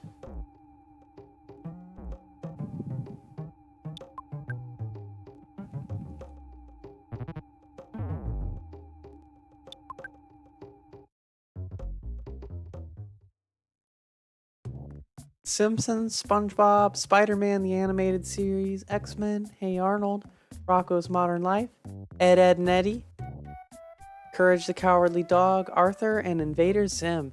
Those are all shows I grew up with. I love, like, yeah, those are all classics. My favorites from those, especially, like, Invader Zim. I've been rewatching that recently because I found that archive.org has the entire series in like DVD rip quality.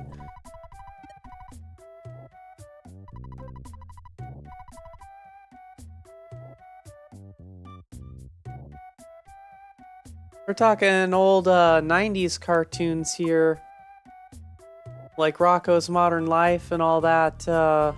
Kablam. I grew up with Kablam, and it's always interesting whenever I meet somebody else who remembers that one.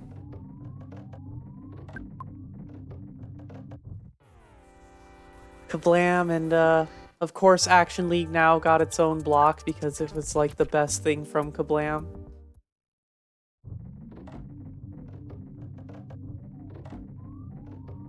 Family Guy. Yeah, I remember watching lots of Family Guy. Family Guy, South Park.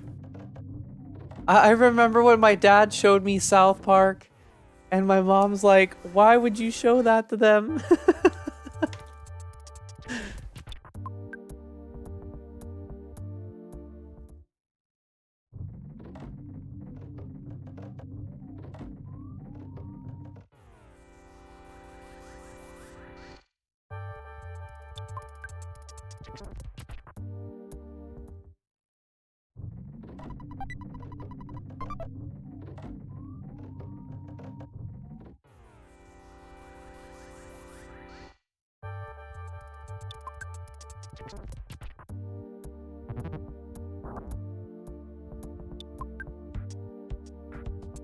Yeah, South Park's really unhinged.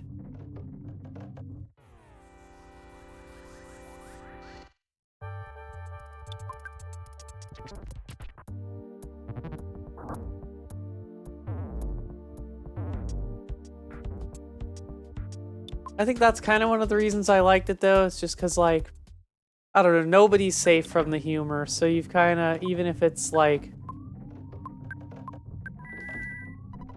too much, it's always like, okay, I can just laugh at myself and enjoy it because it is what it is, and they'll poke at anything. Nothing is safe from their wrath.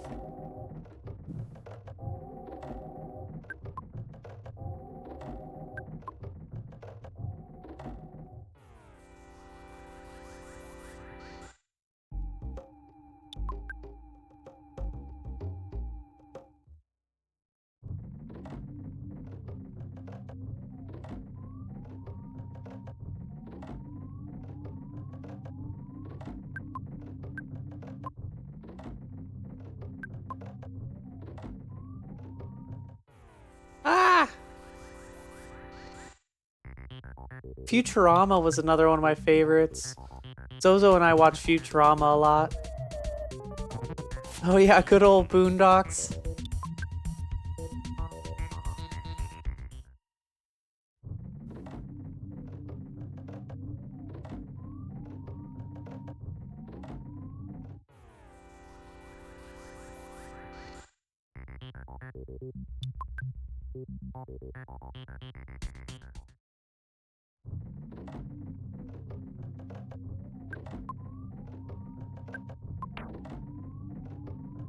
Am I able to heal the ghost away with this?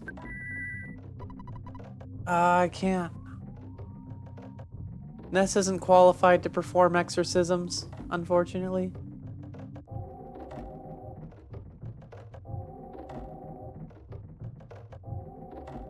Yeah, American Dad. I love Roger.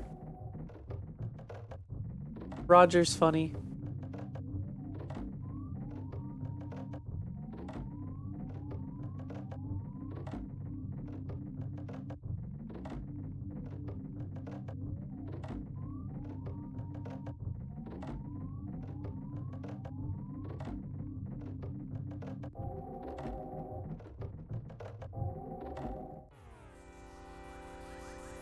Or am I supposed to go all the way through the other way? I don't remember. I'm trying to think of other funny shows like of that vein too that I watch. Mostly just been on a Futurama bender lately. No pun intended by saying bender.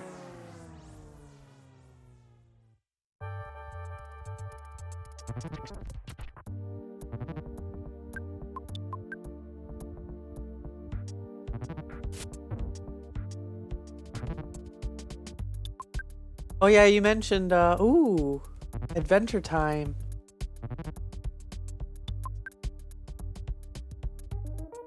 Yeah, I need to sit down and watch the entirety of Adventure Time. I've watched some of it, but not all of it.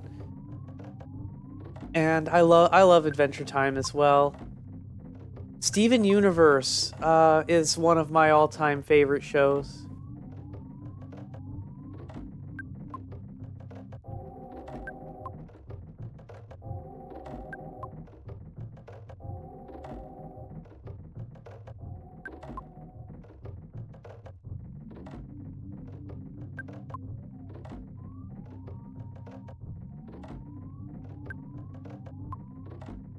Regular show's funny. And something,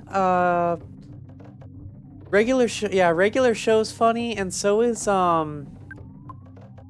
Amazing World of Gumball as well.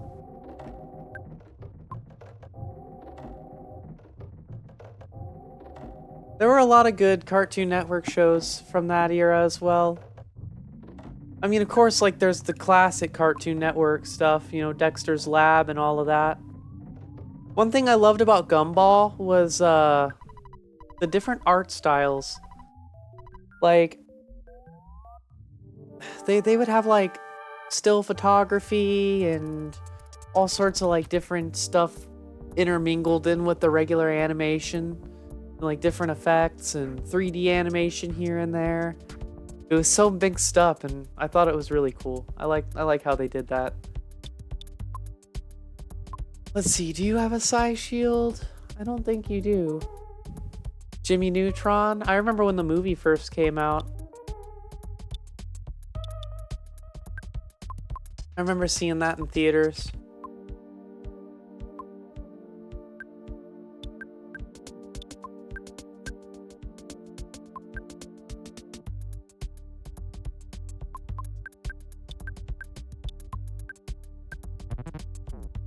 Jimmy Neutron, Fairly Odd Parents, My Life as a Teenage Robot. Ah, I loved that show as a kid. I loved watching My Life as a Teenage Robot.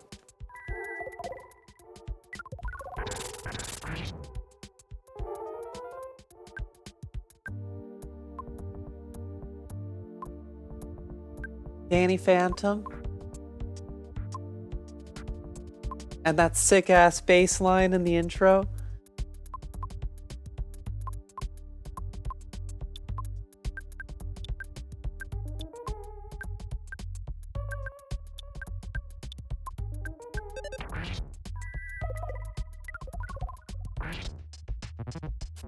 I'm the box ghost!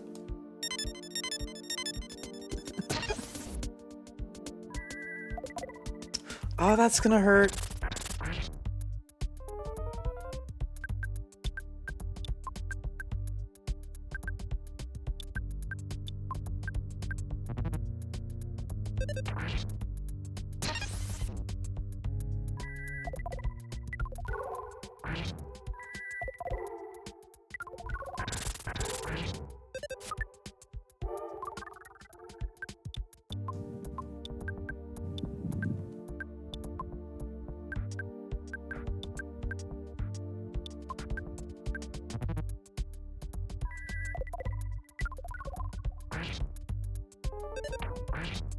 Oh, we can't talk about that era of Nickelodeon without mentioning Avatar: The Last Airbender, though.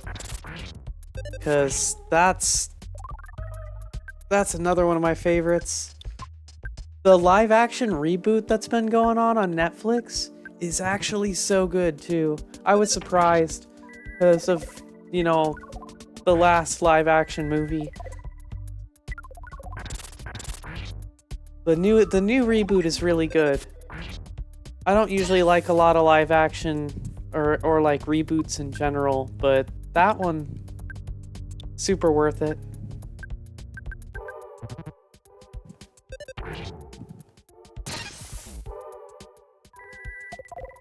Oh, that's cool.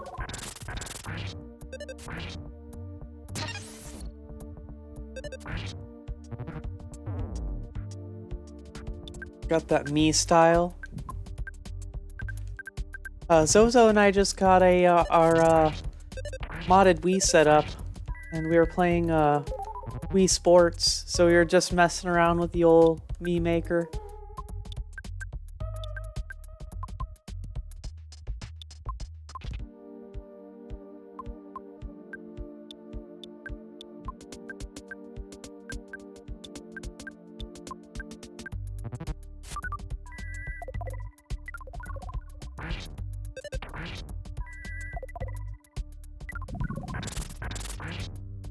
The Simpsons was always a staple too growing up.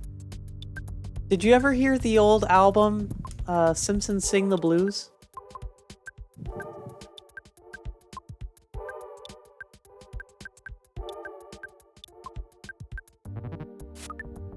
My mom and I used to have that on cassette, and it's really good.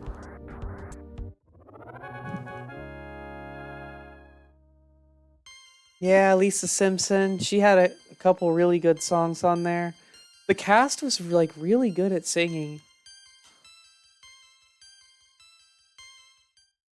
Like I have a lot of respect for that work because like singing prowess is one thing, but like being able to sing in your character voice, that's really that shows a lot of skill, a lot of dedication.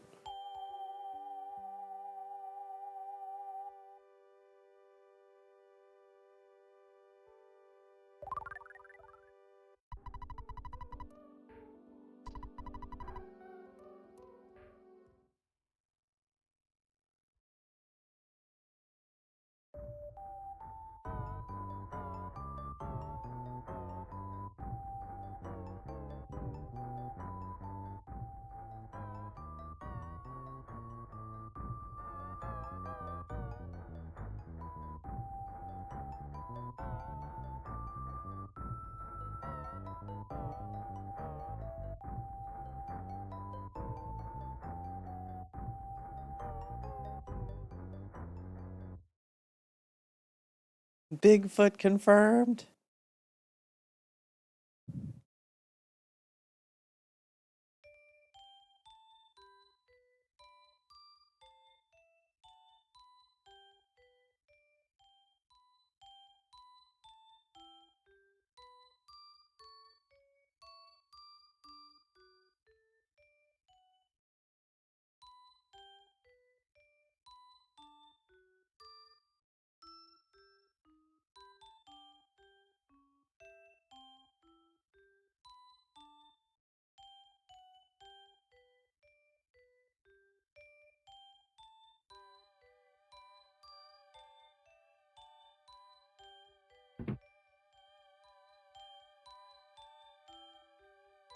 Going back in time.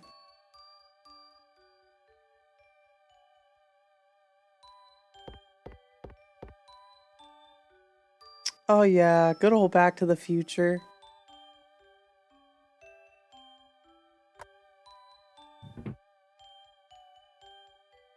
We still never got our hoverboards, damn it.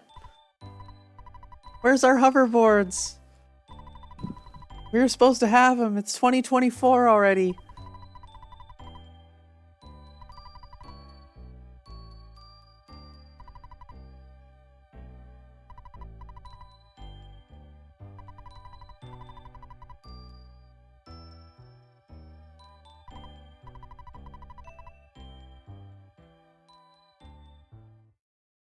They lied.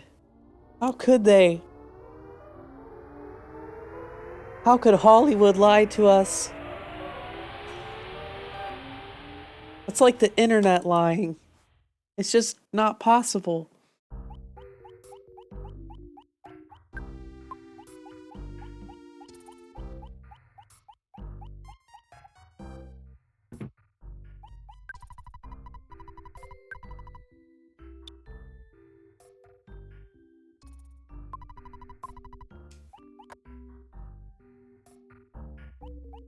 Oh yeah, Rick and Morty. I haven't seen a whole lot, but from what I've seen of it, it is pretty funny.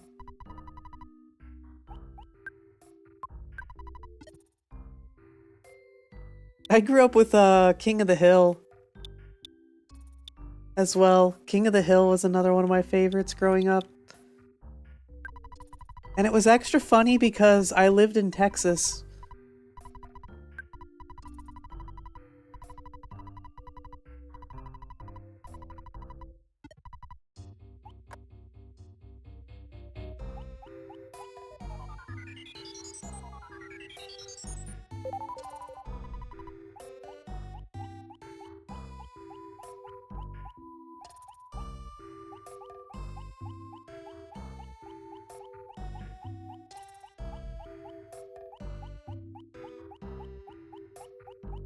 One of my favorite lines from that when he's all like, "Bobby, if you weren't my son, I'd hug you."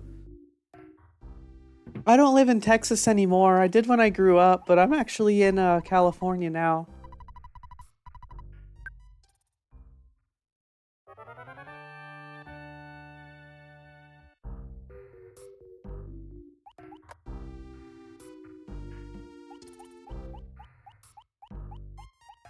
I got family back there though. Sometimes I go down there and visit.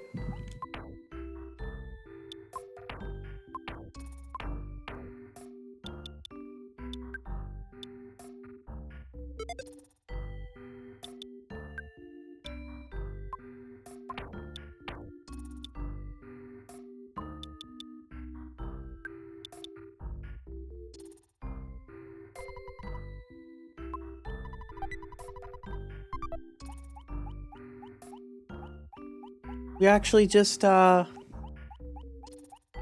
was that? It was a couple years back.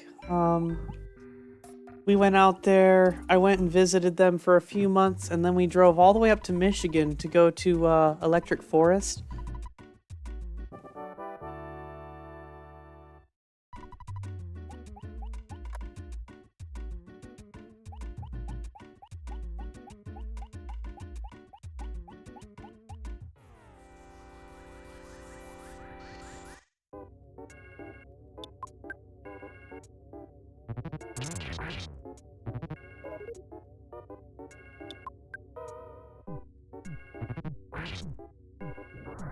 Oh no, Flying Man's gonna get me so many levels, I shouldn't have grabbed him.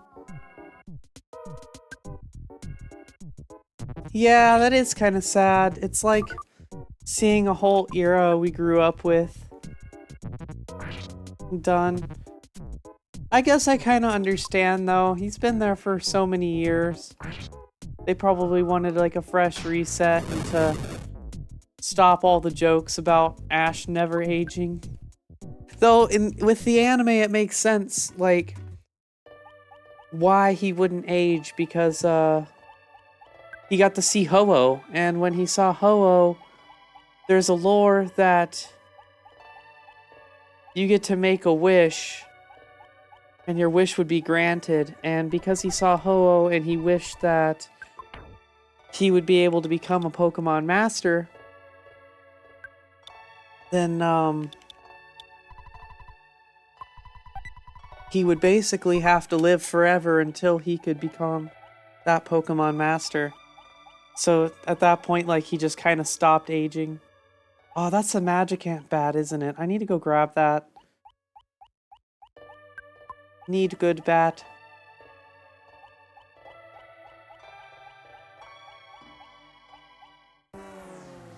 At least we got the classics to look back on. I've been watching, I need to pick it back up, but not long ago I was watching the Pokemon Gold and Silver.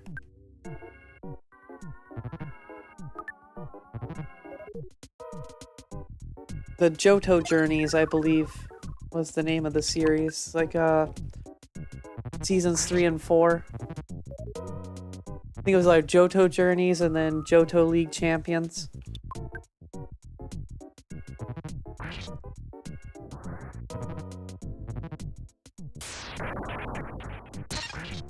Did you ever see the any of like the banned Pokemon episodes? Yeah, he kind of was.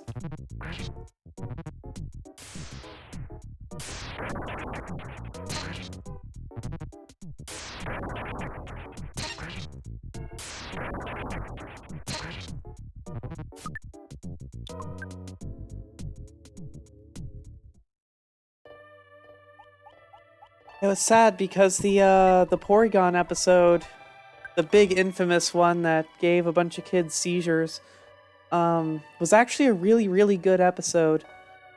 It's sad that that happened and Porygon never got to really be in the anime for like years after that. Alright, I'm gonna have to toss something. Bag of Dragonite is almost too good to pass up.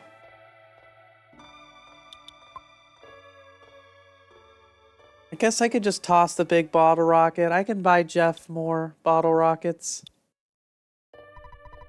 Yeah, and then there was the Dratini episode where Ash gets a gun pointed at his head.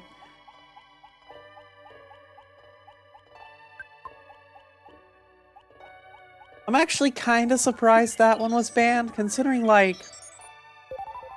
Yeah, the Jinx episode. Though, like, I suppose they could have just done a recolor like they did for later episodes, which is fine. I can kind of see where they were coming from with that one.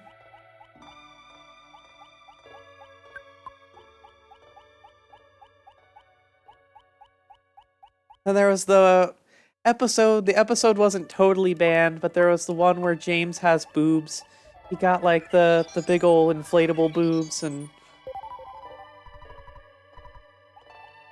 I thought it was funny. But of course, you know, America's like, we're not gonna have that.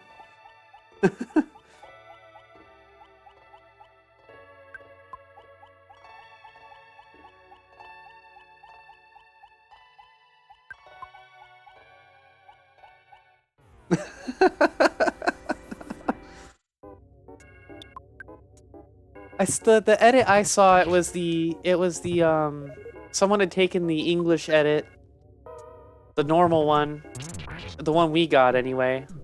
Whoops, that's a level I didn't want.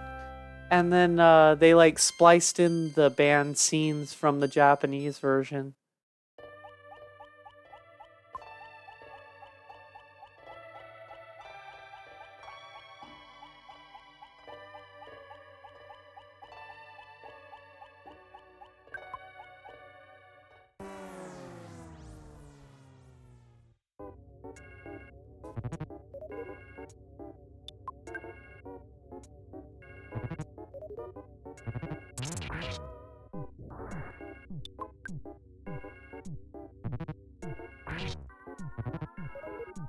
Gary, Misty, and Brock. Brock had some of the funniest puns ever. One of my favorites was the one where he's like, it's raining, and then he puts the frying pan over his head. He's like, I'll use my trusty frying pan as a drying pan.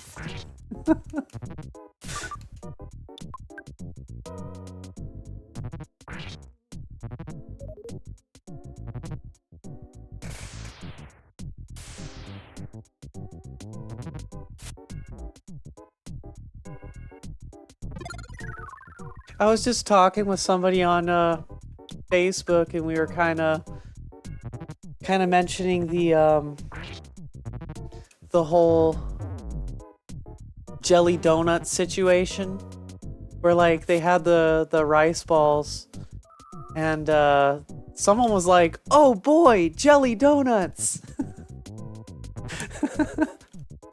Good old 4-Kid Stubbs.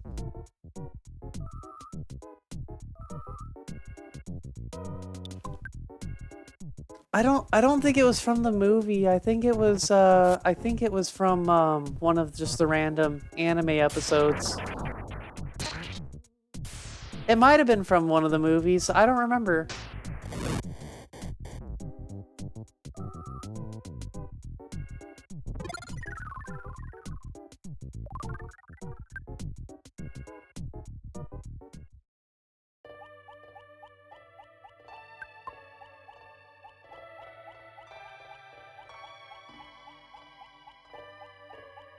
The movies were great though. I have 1 on DVD, and then I have 2 and 3 on VHS still, somewhere.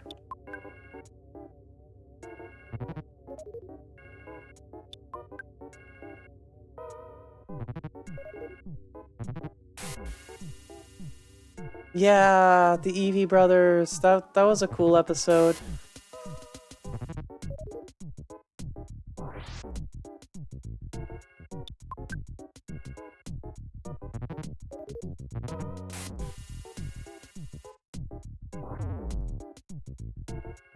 Ah! Too many bombs, do not want.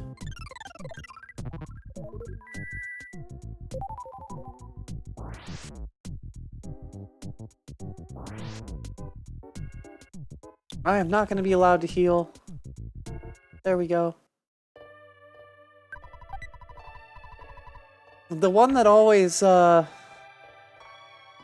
me as a kid was the Pikachu's Goodbye episode, where Pikachu, he was gonna let Pikachu go with all of those other Pikachus, and it played that like super sad song. Shit tears me up every time, I swear.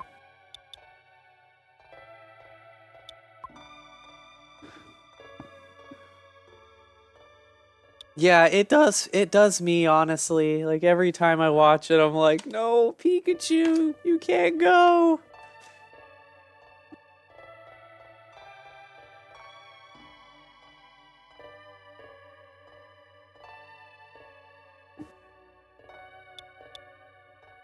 I think the Magikarp bat is better than the Ultimate bat, so I'm just gonna drop that.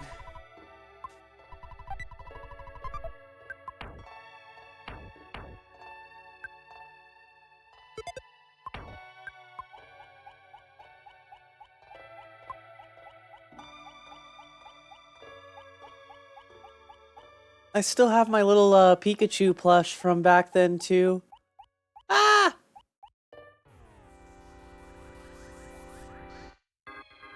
It's a little Pikachu beanbag plush. I've had it since I was like really little. Around the time like Pokemon first came here.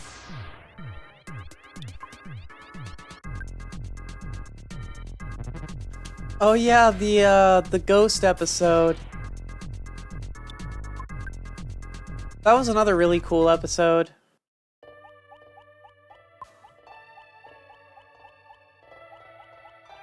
I love the silly ghost Pokemon. Hon hon hon hon hon hon hon.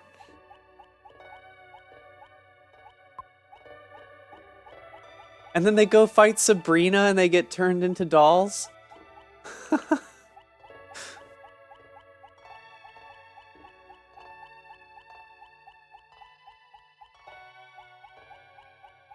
Sabrina in the anime was a little cray-cray.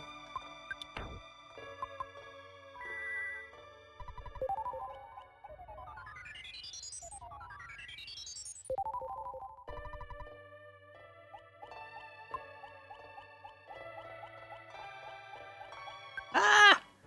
Okay, I just need to stop going back and forth because I'm gonna end up with these loaded dice.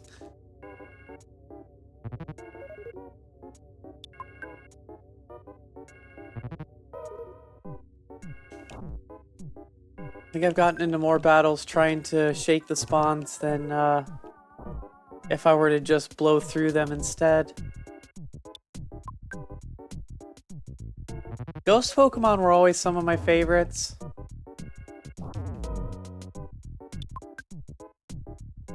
Although Mew is my absolute favorite. Oh yeah, and that was like a whole arc that never got solved. I'm pretty sure Ash never got her a new bike. Oh my god, what the heck? What's with these bombs? Let me heal! Damn it. Okay, I think I'm gonna just try to not shake the spawn so much. Another thing that never got resolved too was the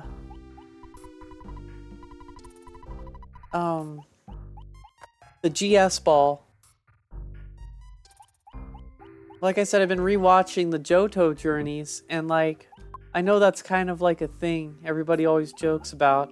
They never figured out what the GS ball was.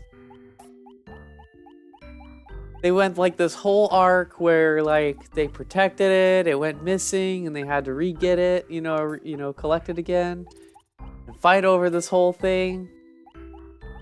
And then they gave it to somebody.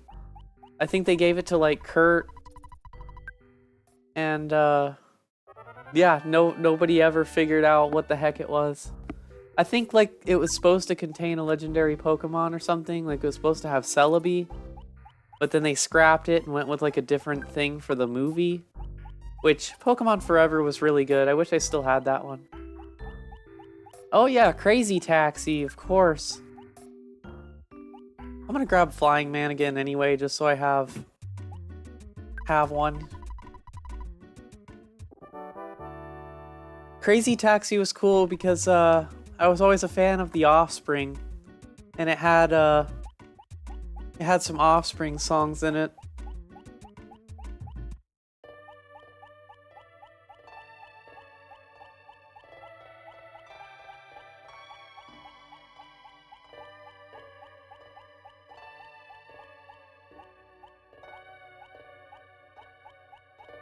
Yeah, I had my favorite album from theirs was Ixnay on the Ombre. I had that on cassette. Apparently, like, before, like, even Memory, my mom said one of my favorite songs was, it was from Smash, but it was, Come Out and Play. You gotta keep them separated.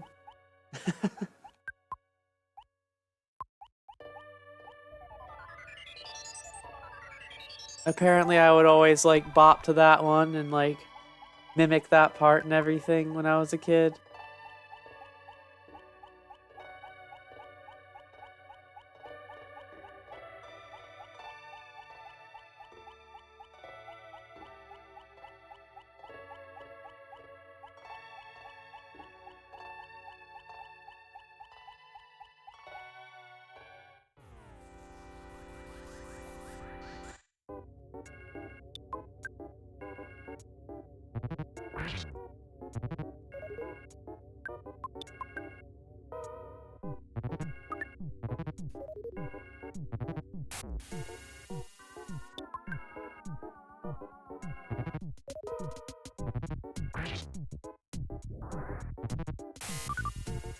I really think if I come across the loaded dice, I might just have to beat them.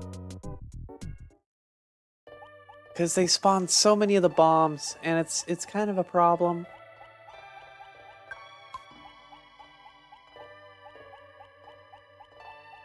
There we go.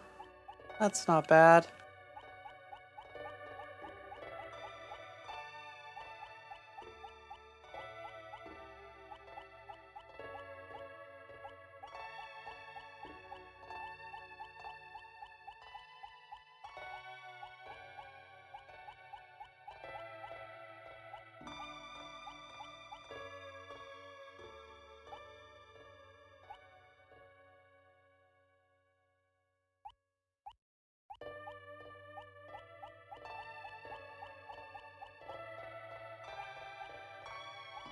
Oh yeah, lots of good rival action.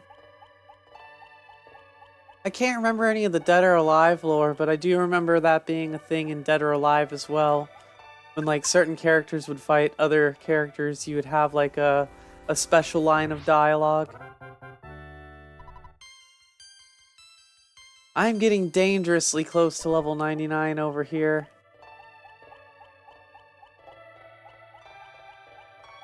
I've only got 12 more levels to go, and I think I'm supposed to gain some levels from the boss here. So I'm a little worried I might end up borking the run. And as long as I don't hit it before I get to the final boss, because you don't really get a level up from that.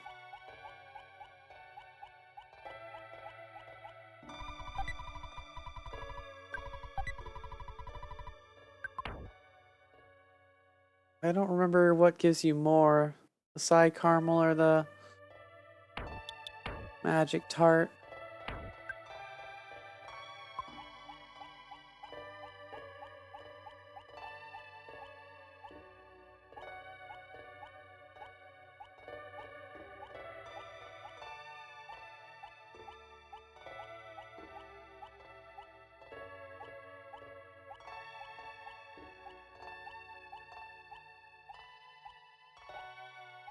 Oh, we got some slowdown here. That's a lot of enemy spawns. I hope some of those despawn by the time I get there.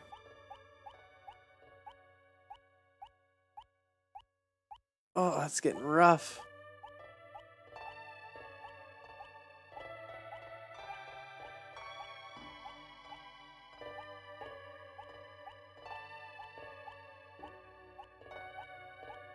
Did you ever watch the old Mortal Kombat movie?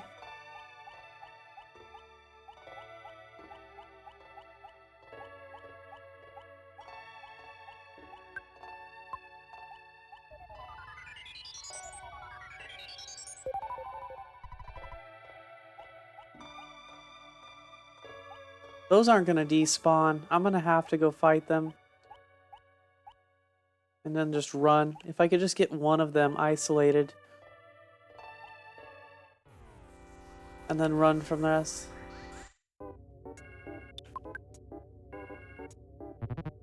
I like that exchange between Sonya and Raiden. A handful of people on a leaky boat are gonna save the world. Exactly.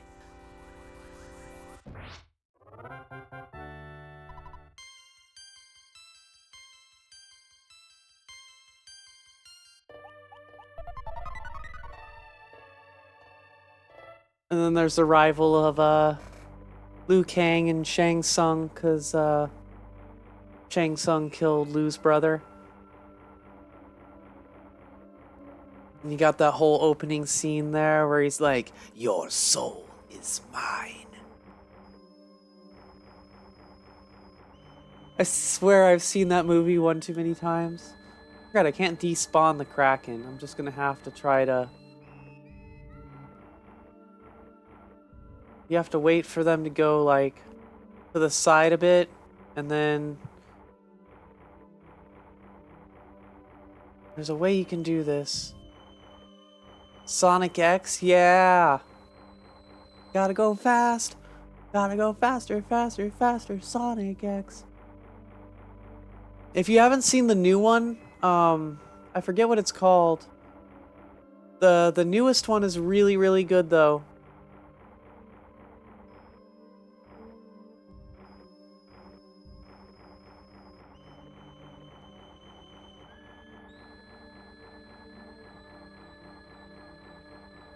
It's like 3D animated.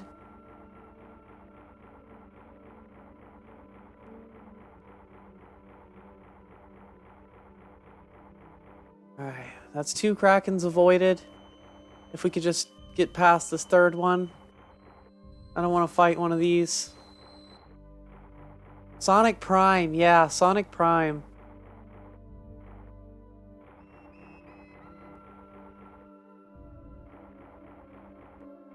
Oh my god, why are there 2 Krakens there?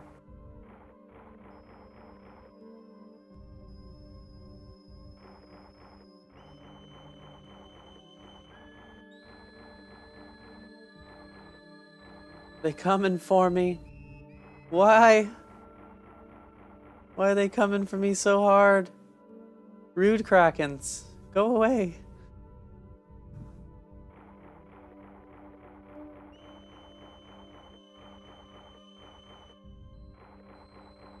Yeah, Zozo and I just watched that one not that long ago.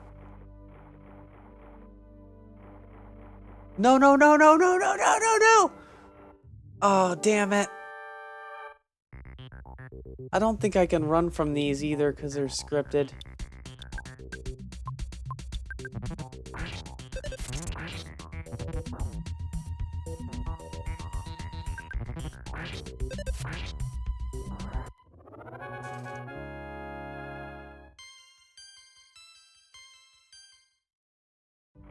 Sonic Underground was really cool back in the day too. I mean, honestly, all the old Sonic cartoons are really cool.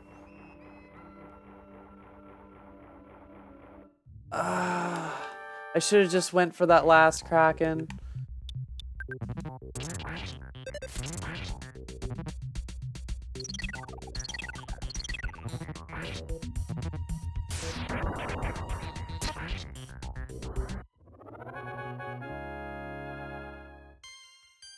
Level 90. Ah! Well, that's okay. We don't have much longer to go, and I know that I can get through the last part of the game without too many encounters.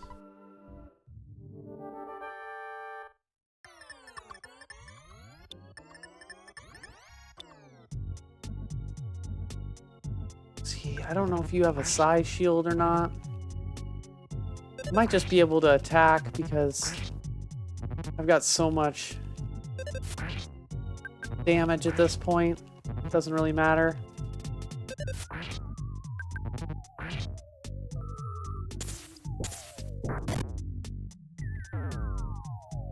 Rip, Flying Man.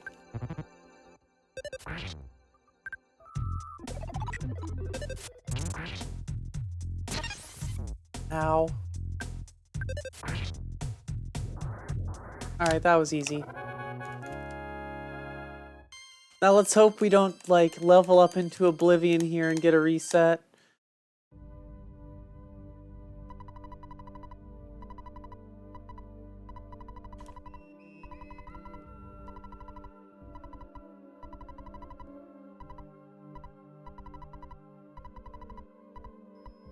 I don't know how many level ups exactly we're supposed to get.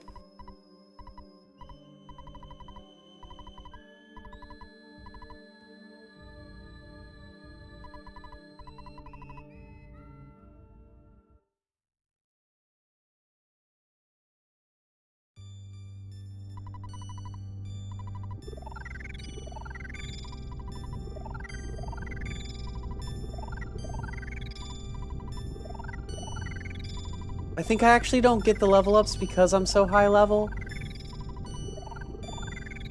I remember that being a thing somebody said.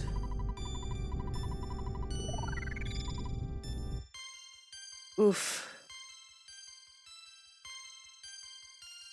3 levels.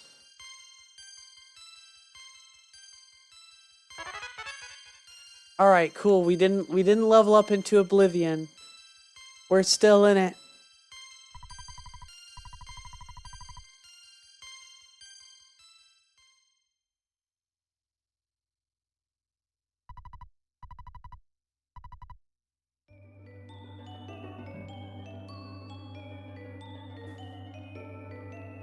Honestly, I think the rest shouldn't be that bad.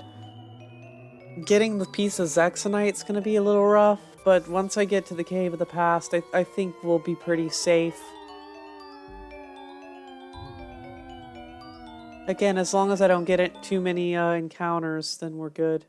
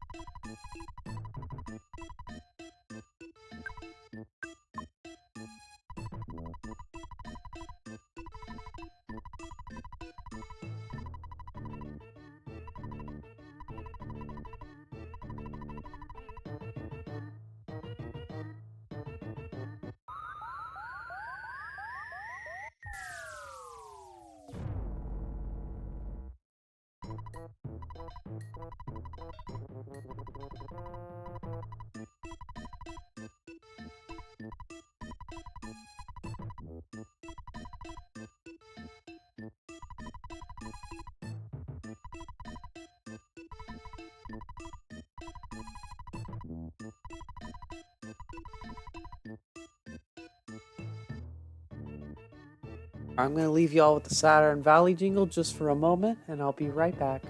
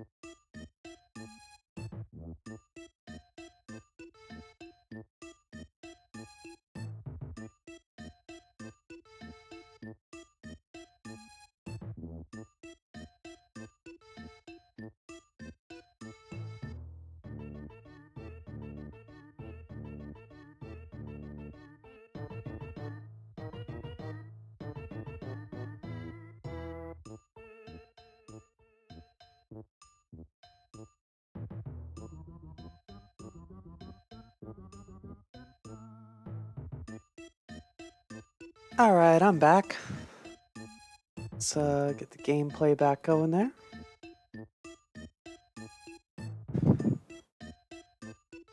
Alright, let's go check out the Saturn shop and see if there's anything I need.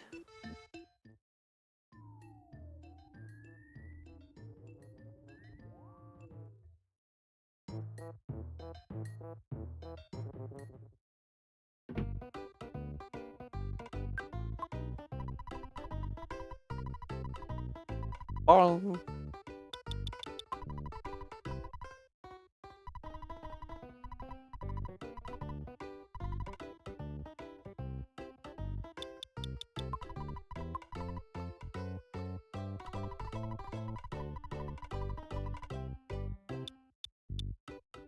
Just the pendants. I don't think I'm gonna bother. I could buy some piggy jelly. Might as well. I only have one slot anyway. It was fate.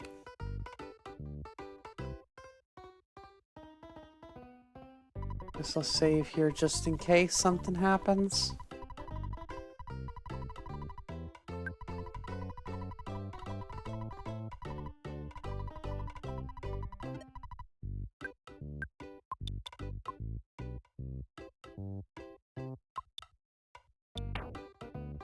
Alright, we're on the last 2 sections of the game, and I can't get 5 more encounters.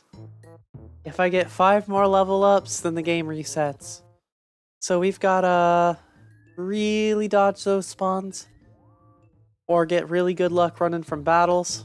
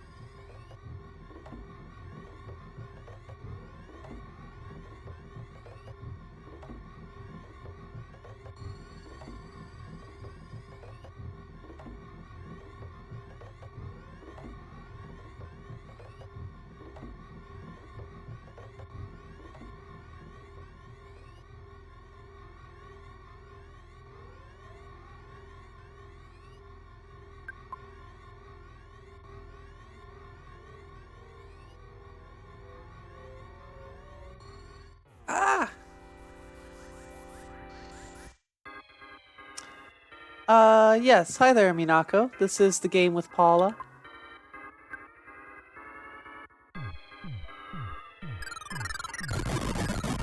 We got Ness, Paula, Jeff, and Pooh, who I've renamed some different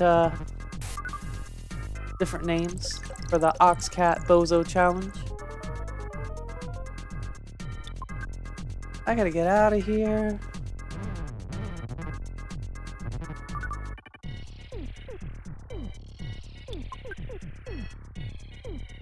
Yeah, Ness is my maintenance smash, actually.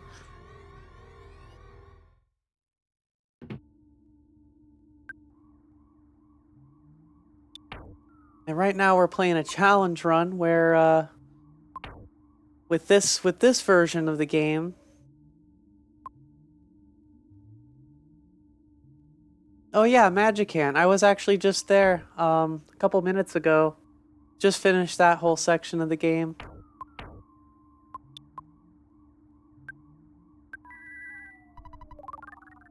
Yeah, Lucas has a cool moveset. He's got a lot of interesting things where you can like trail the thunder around the enemies and then hit yourself into the like thunder bomb thing. Oh yeah, PK Freeze. PK Freeze is great. Mother 3 is also just a really, really good game in general. I grew up with this one, but Mother 3 is arguably like my favorite.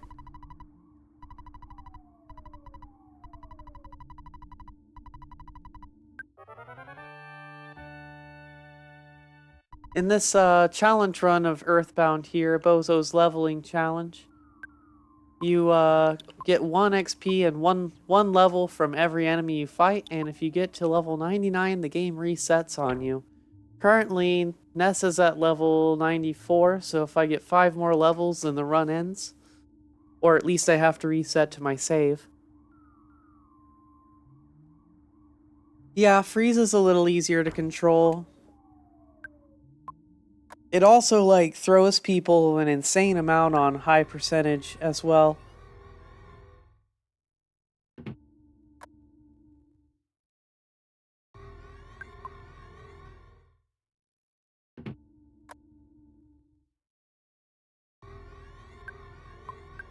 Was that based on his IQ of 64?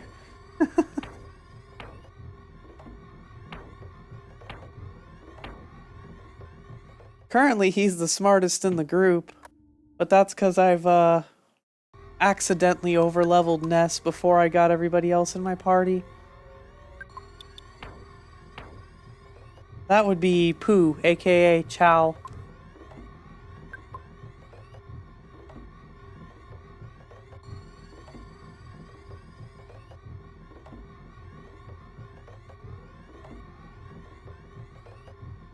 Ah!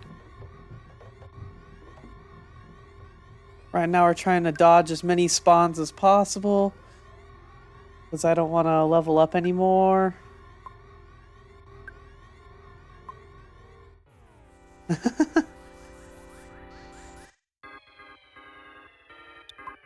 Oh no. Let's see. Let's put up a shield and then I'll run.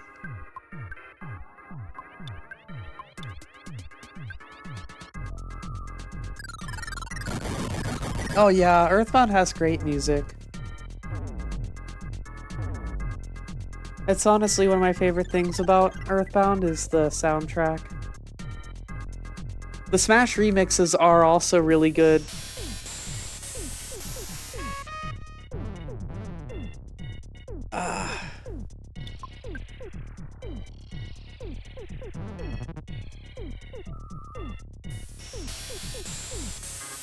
This is rough. I think that one was from Earthbound Beginnings.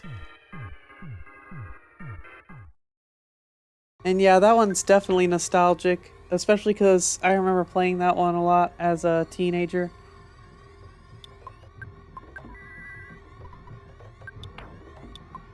I played this one when I was really young. I had this on the old Super Nintendo back when I was a kid. Whoops, I didn't mean to use that on myself. Let's use this on Chow.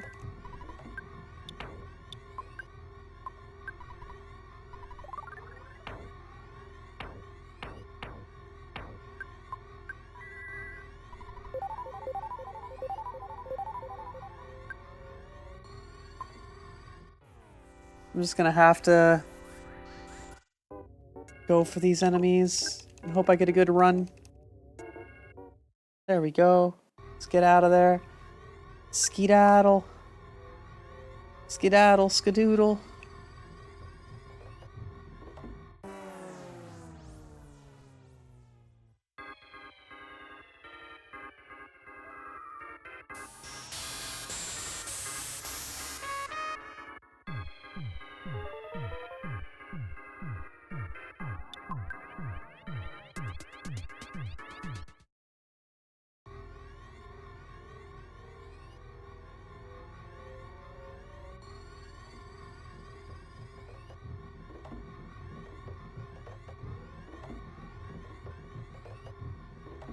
Ness, Lucas, Paula, Anna, and the Yellow Bird. The Yellow Bird, Flying Man. The kind of bird man.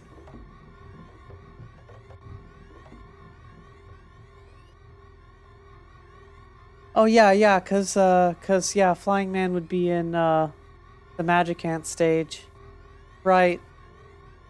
Yeah, I just had him in my party too. When I was there.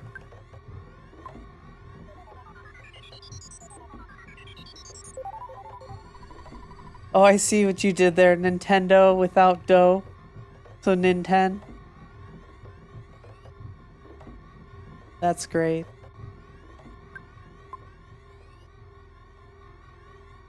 Then we've got NES with the extra S.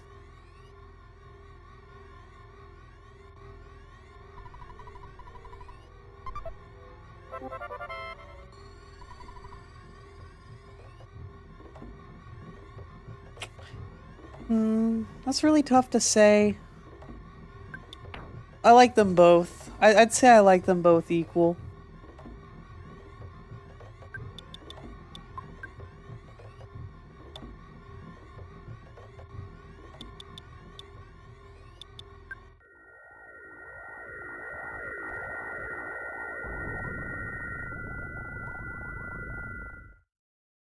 I might want to say I'm leaning into Paula just more because like I don't know, I really like her PSI kit.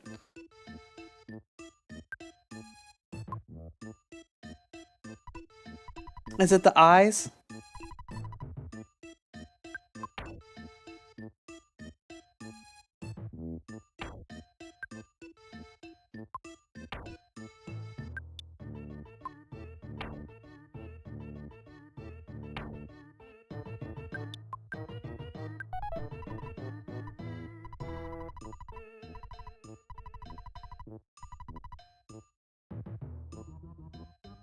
I would say my favorite girl though from the Mother series is probably Kumatora.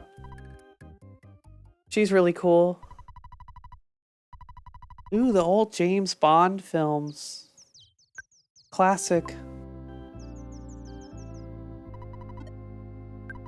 Which one did I watch recently? I'm not sure if it was if it was an older one. I think it might have been a newer one, No Time to Die. That one was really cool.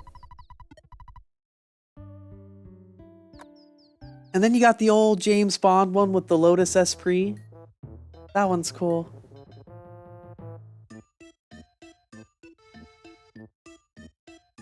Pink dresses with the ribbon in the hair.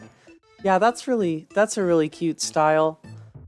Honestly, I don't have any pink dresses. I think that would be cool to do like a Paula cosplay or something.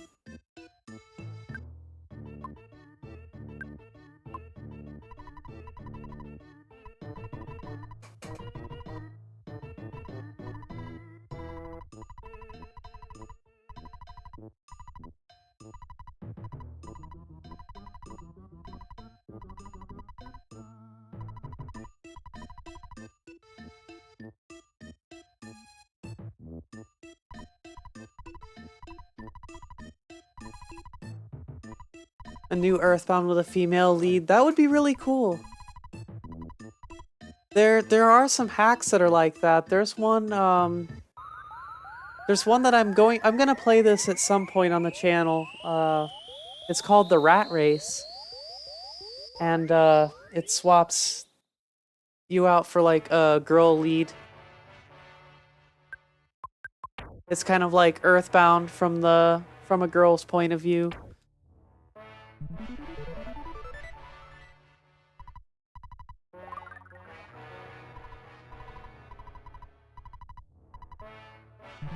One of these days I'll play that one. I'm on my still on my goal of playing every single Earthbound hack that exists. And I did do a solo Paula run. Well, it was sort of solo Paula. I did Paula and Bubble Monkey.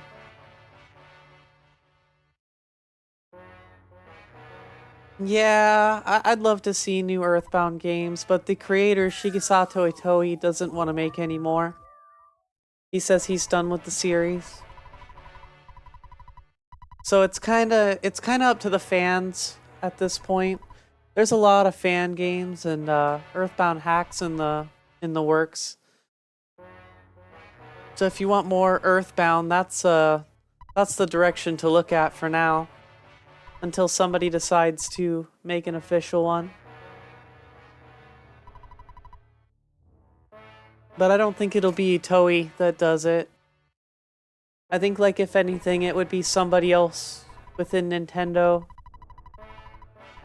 I know Itoi has said that he'd like to see a Mother 4 if somebody made it, but nobody's done it to this point. Yeah, Undertale is inspired by Earthbound.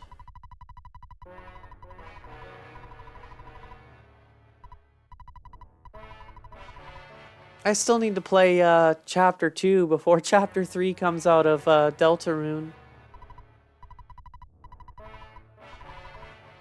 I've played through the Pacifist, Neutral, and Genocide runs of Undertale. Unfortunately, though, that was before I started streaming, so if we want coverage of it, I'll have to play those again. One of these days.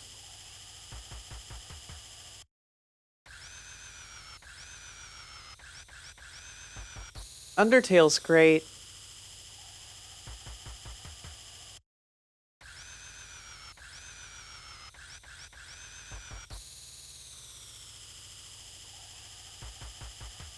I love Sans and Papyrus. My favorite character is probably... It's hard to say, but I really like Napstablook.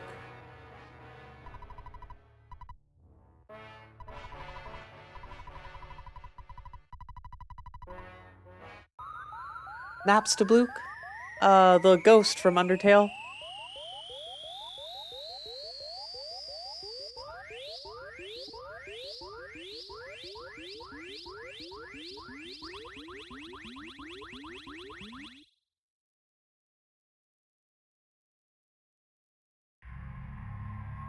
They have a really, really cool battle theme, too.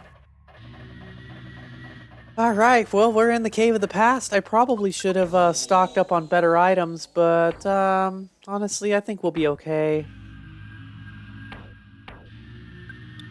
I've done this with less, so I think we'll be alright.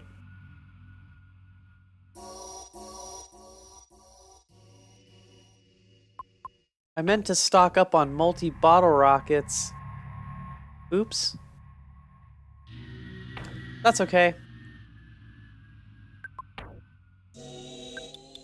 We'll just give the bags of Dragonite to Bozo here, since I don't have the bottle rockets.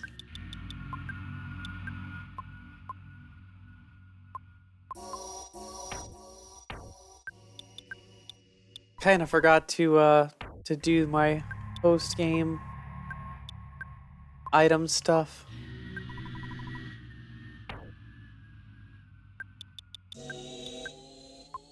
It's okay, I haven't saved here yet. I think I saved before I came here, so I could reload to save if anything happens.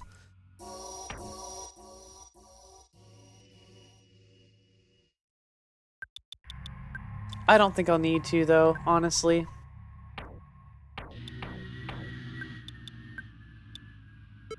With the Goddess Band.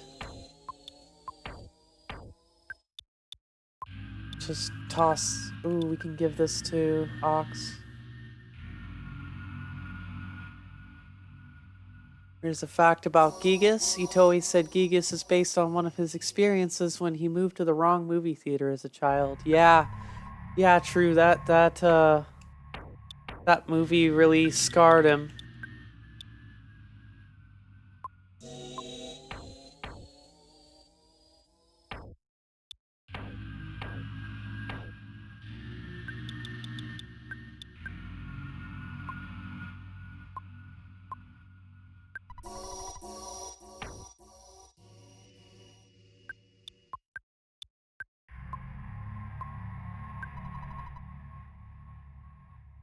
Gigas is, quite the nightmare fuel.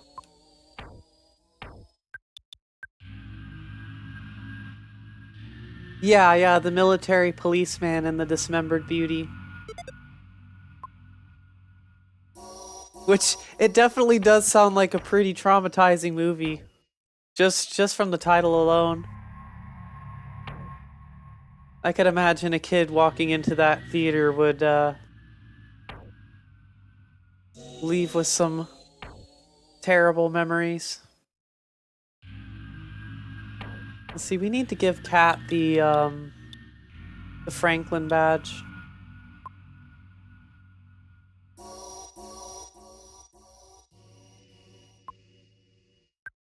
Let's give Bozo the secret... Oh, Bozo can't carry the secret herb. I guess we'll just give it to Ox then.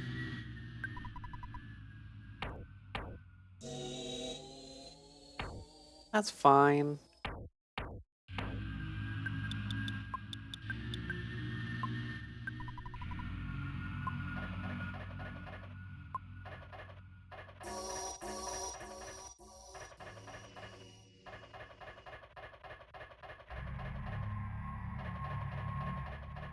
Ah!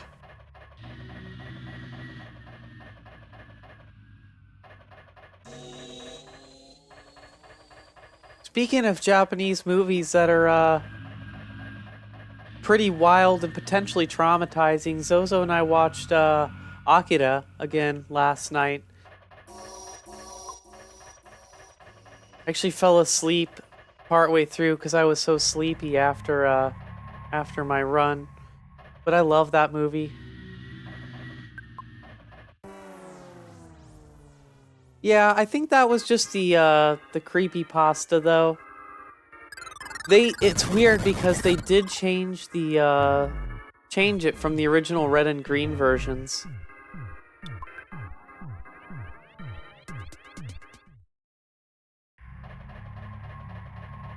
The original version from red and green is a little more shrill, higher pitches.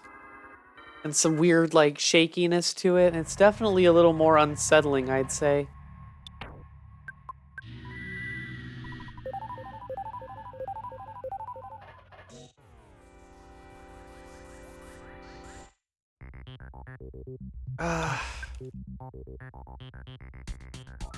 This is gonna suck. Ooh, it's gonna suck. This last portion is really gonna be rough.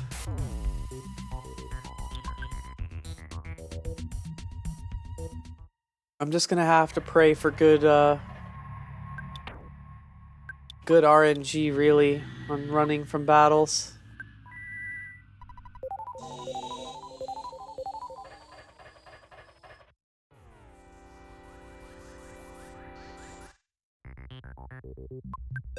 No, not auto fight.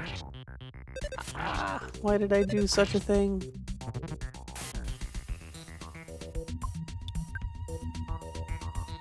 Yeah, I remember looking really into that Lavender Town creepypasta.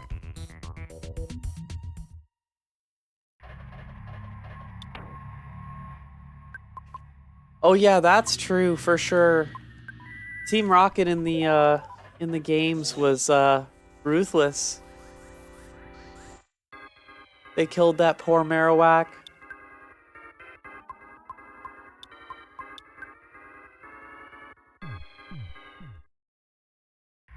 That part of the game is also just creepy. Like even in the American releases, that part creeped me out. Like the ghost being like, "Go away."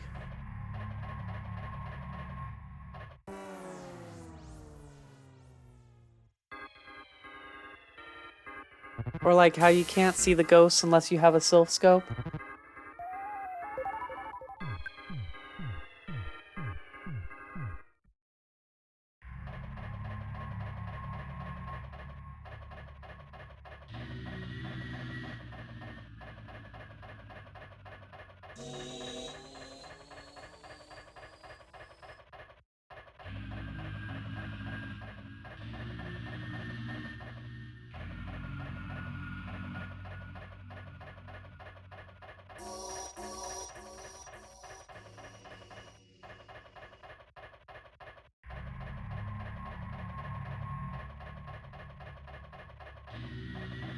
I could probably afford to win a couple fights and get everybody else leveled up a bit.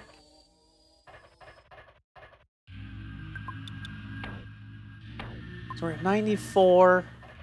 It looks like I'm gonna have to fight something here. I am not gonna deal with this thing though.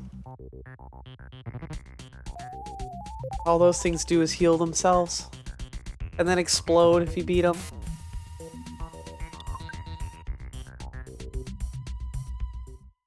You have to like do a ton of damage and then get lucky enough that they don't heal themselves for like 2 or 3 turns. This is an even worse combo.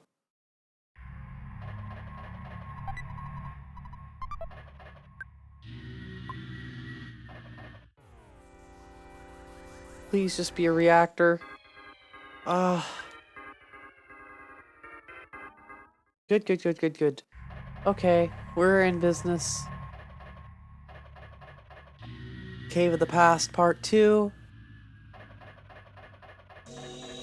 Ooh, butterfly spawn. Alright.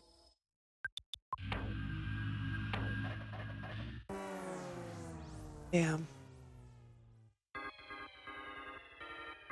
Oh, that's bad. That's really bad.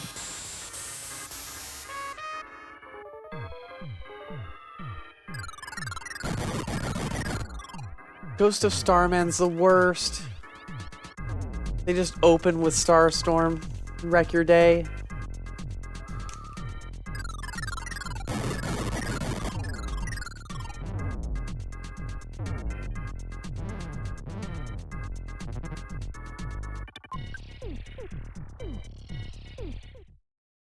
Go.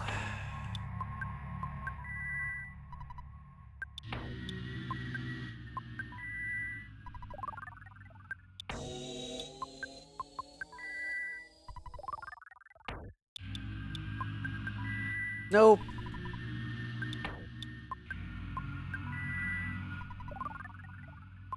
And it's really sad if you look at like the backstory of Gigas or Geeg from Earthbound Beginnings. Because you can actually see like the de-evolution.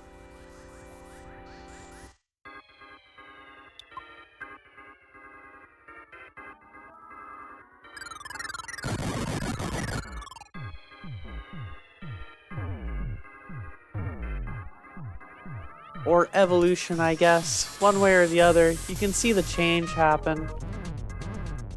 And Beginnings gives more of a insight to how that all happened.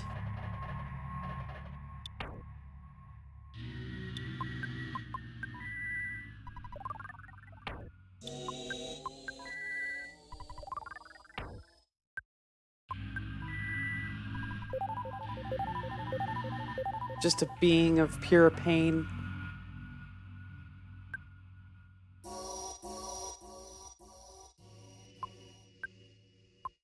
Yeah, there's lots of cool fan art with Geek. One game that I need to play through, it's a fan game called Cognitive Dissonance, where you play as Geek after the events of Mother 1. Between Mother 1 and 2, it kind of patches up some of Geek's story.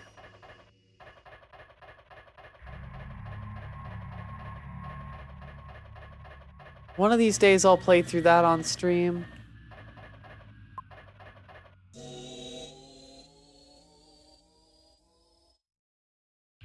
It's on my list.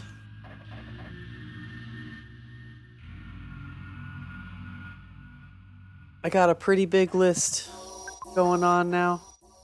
Especially when it comes to Earthbound stuff. That's why, like, usually, I try to tackle this every Monday. Get, like, a new hack going on or something.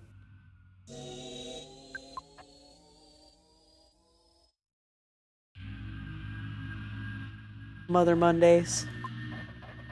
I started a little later this week, though, because I was, kind of tied up Monday. Trying to get my qualifiers for Tetris Attack. Schedule's gonna be a little funky for a while this tourney's going on.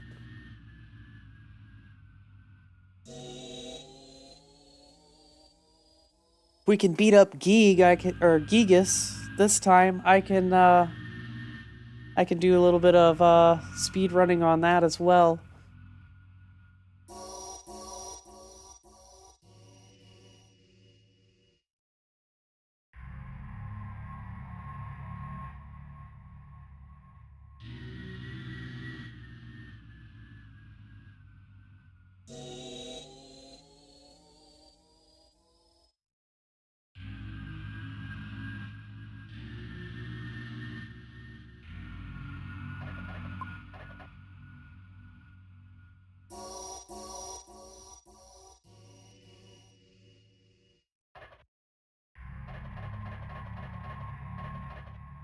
Well, that didn't work.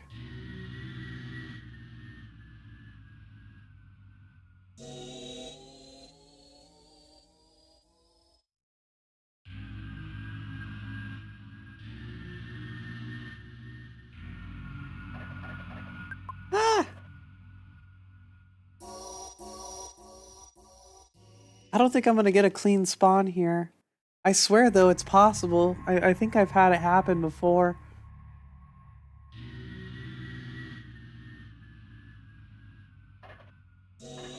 Super ghouls and ghosts. Yeah. All those ghosts and goblins and ghouls and ghost games are hard. Oh, there we go. There we go.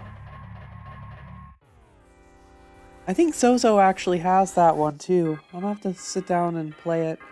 Oh, I don't like this at all. I'm so glad that run worked.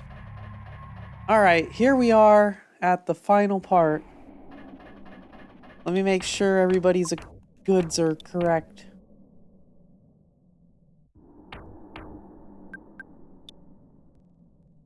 Might as well equip the legendary bat.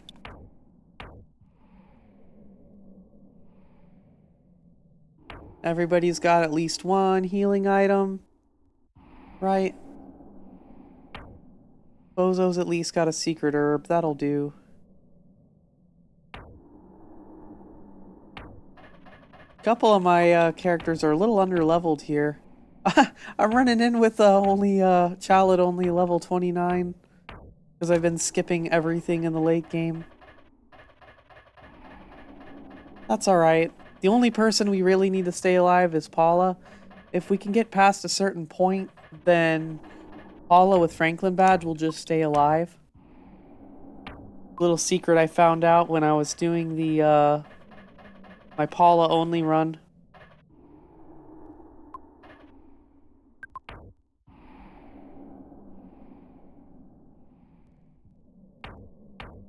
I kind of want...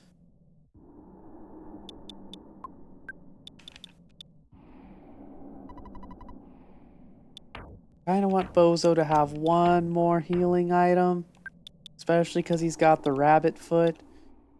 So let's just give one of these to Bozo.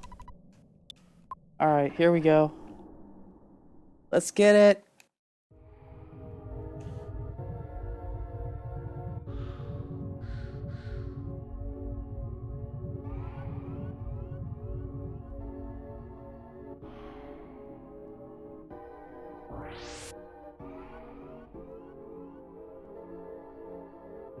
Yeah, for real.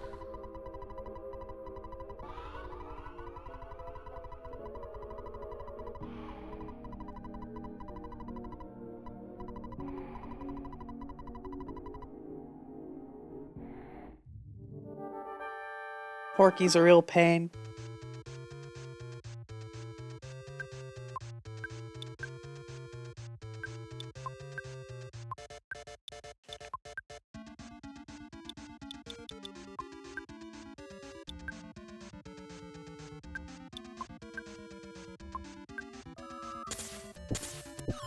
Oh, I forgot to put the damn shield up. No, what am I doing?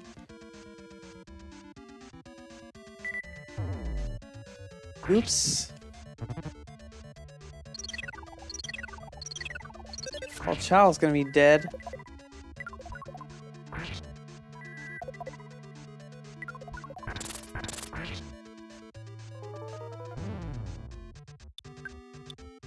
Let's just see if I can heal Chow.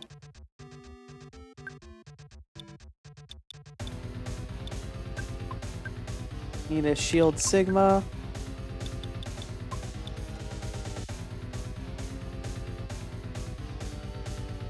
Can I aim this one?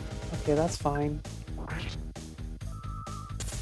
I should have loaded up on multi-bottle rockets.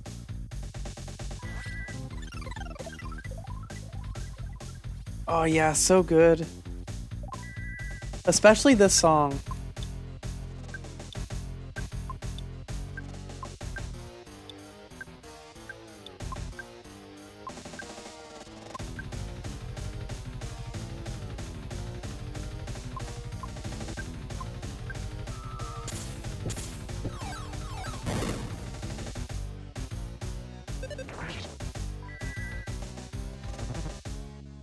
Damn, that's not working at all. I guess it doesn't matter too much.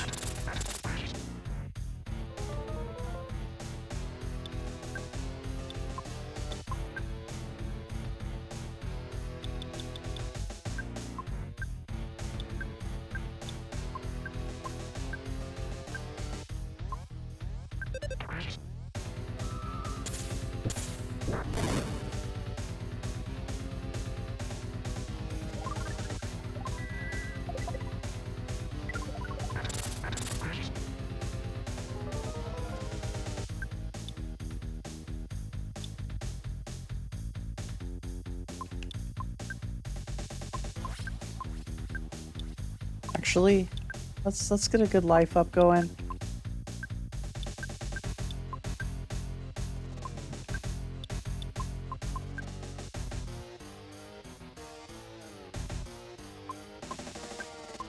Oh yeah, Kirby's Adventure. The Kirby game I played a lot as a kid was Nightmare in Dreamland on the GBA. That one was my favorite one. Okay, I need to put up my shield again. Shield's down. Oh, Chow didn't have a shield. Rip. Rip, Chow.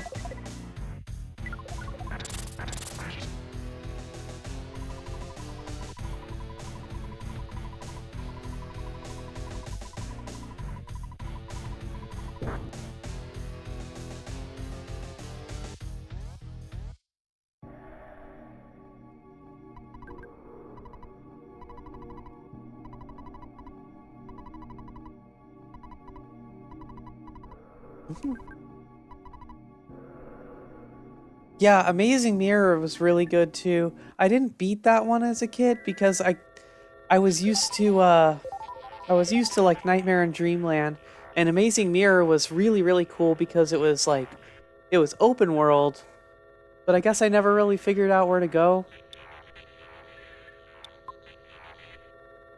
I mean, I say open world, but I guess I just mean non-linear.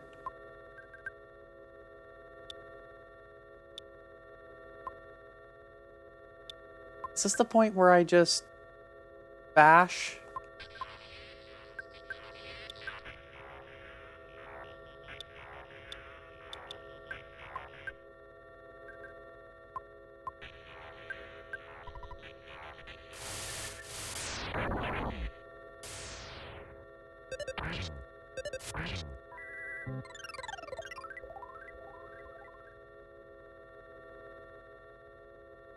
As usual as Gigas gets.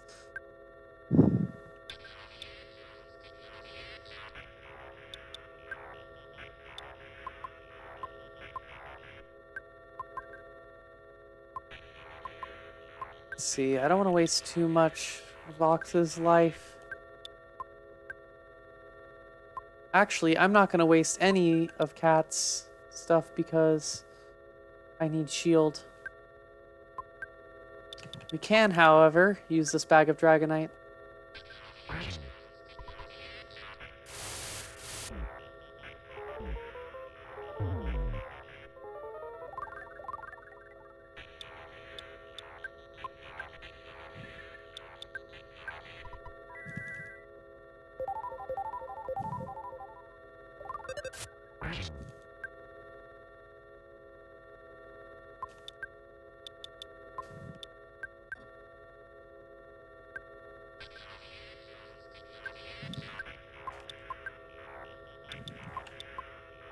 So let's try to revive Chow again.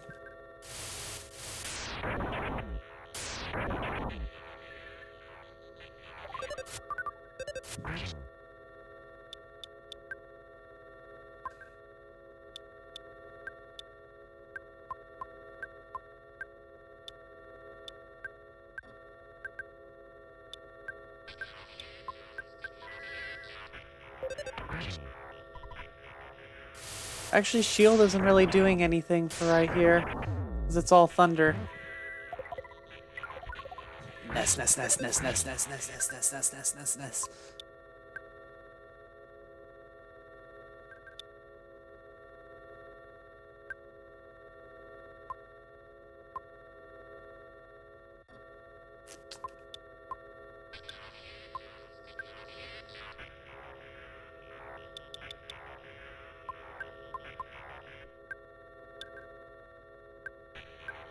See, since shield doesn't do anything, I guess let's just try freeze and see what happens.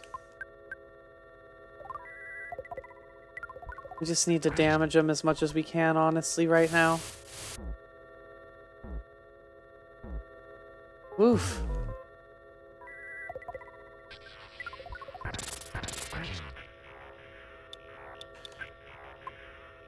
Well, Chow's gone again. I don't think Chow's gonna stay alive. He's way too low level. Might just slap a PSI stream. And just call it a day.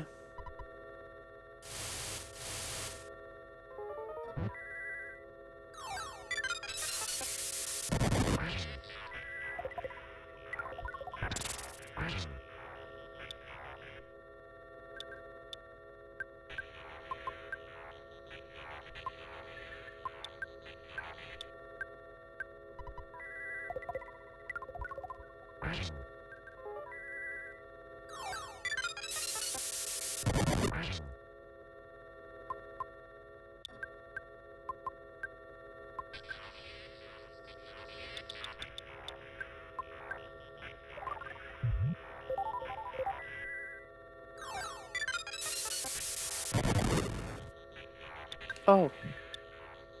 Well, okay then. I guess I'll just bash. I don't want to waste any more of Ox's EP.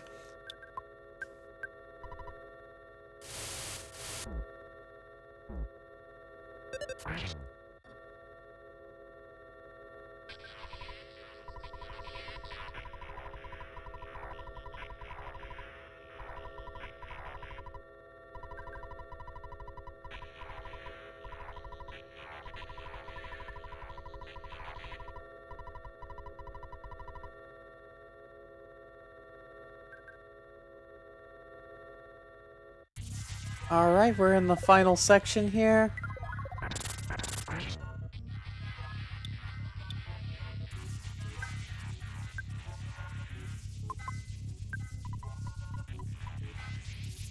I'm happy.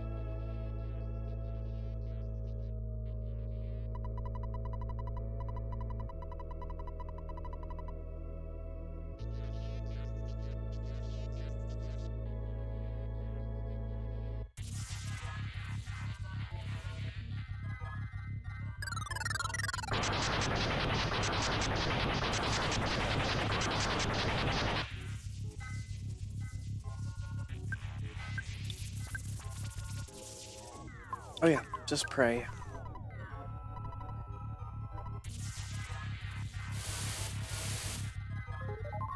Oh, that's not good.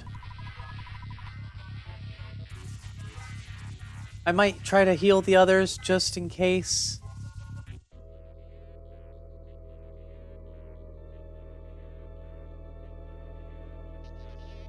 In case, like, Paula or Ness get, like, insta-killed or something.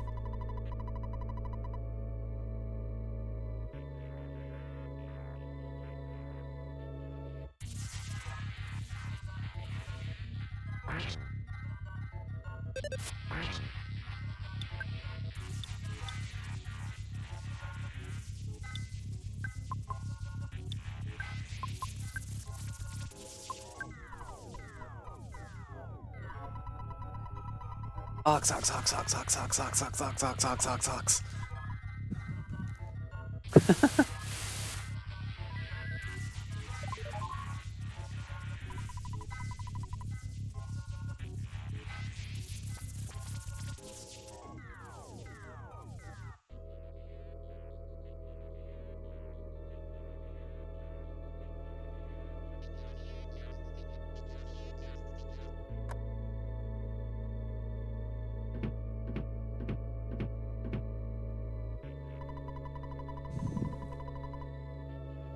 Yo, Super Smash Flash 2! That's what's up. I played the first one a long time ago on, like, some site? I don't even remember. It was some kind of Flash game site. And Smash Flash 2 is great. From what I know, they're still working on it too.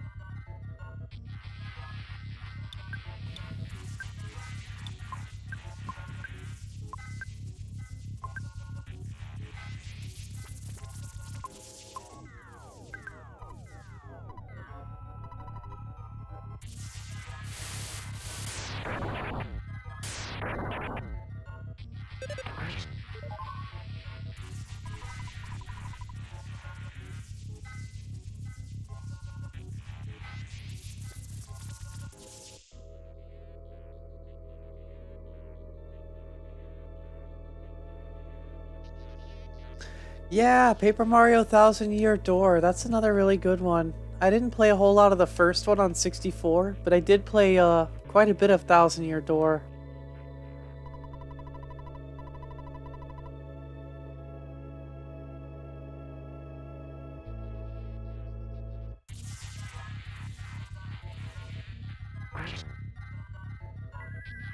That and Mario and Luigi Superstar Saga is another good one.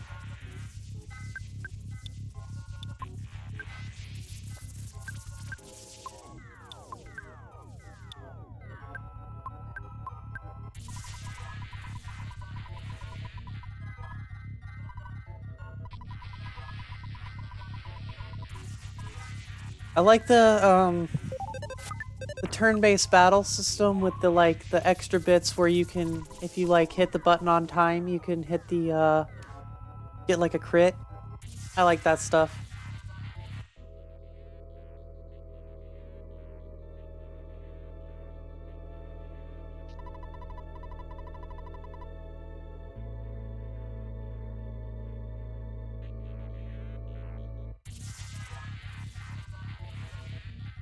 There's Frank.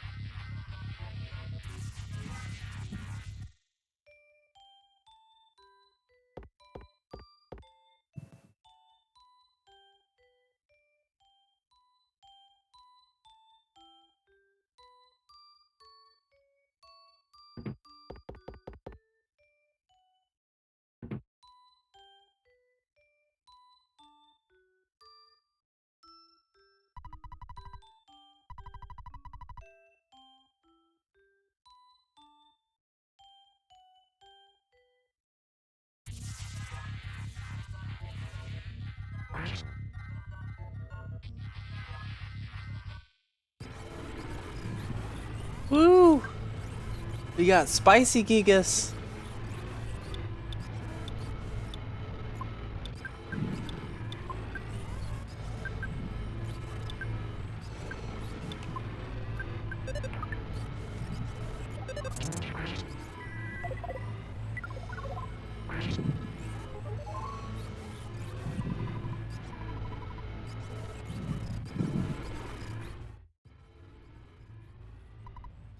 Cat's call was absorbed by the darkness.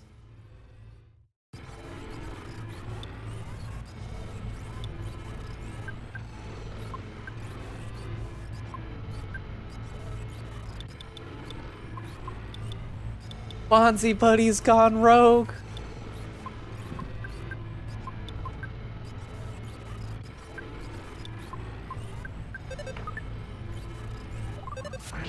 Bonzi Buddy's gone turbo.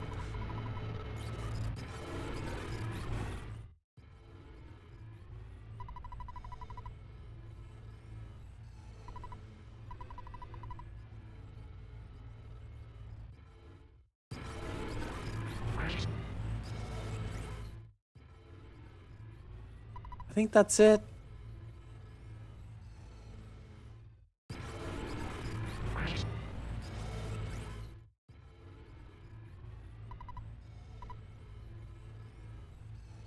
Yeah, I love Wreck-It Ralph. The second one was good too.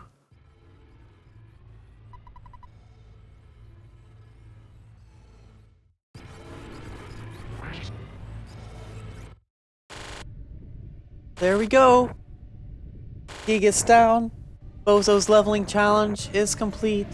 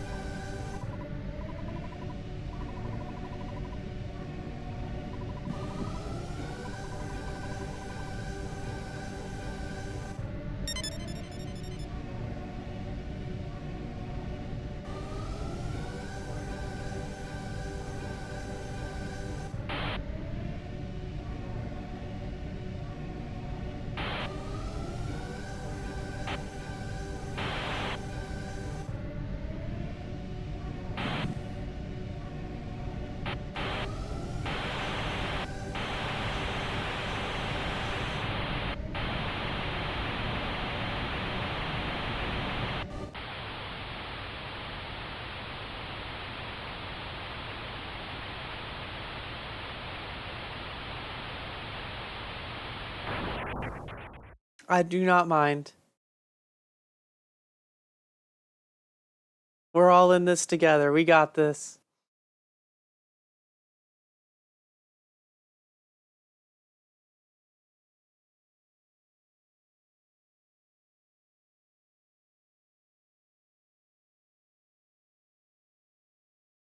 The war against Gigas is over. That's it.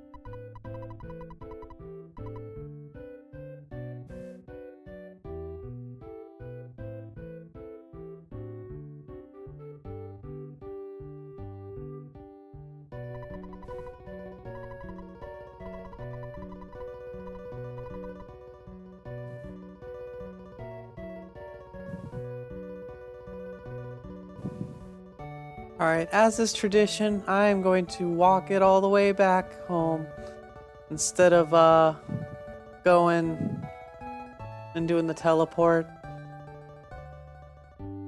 I always like that long walk home with Ness and Paula. It's so satisfying after going through all of that. Funny thing too, you don't actually have to take Paula home.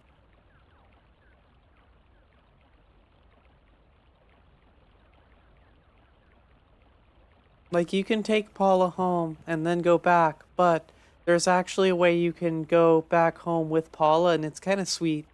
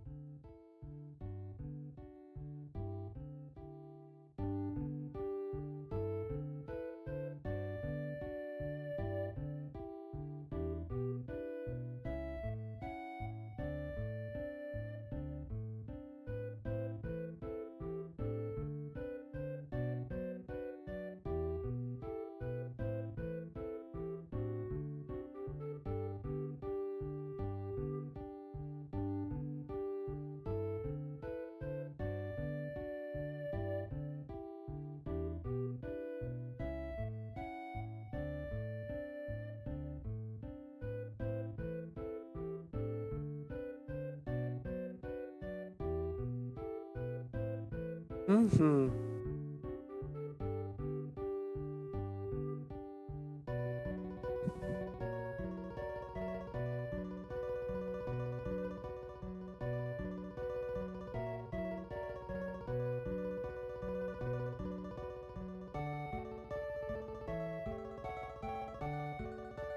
I like how the music stays present too, like it doesn't change post game.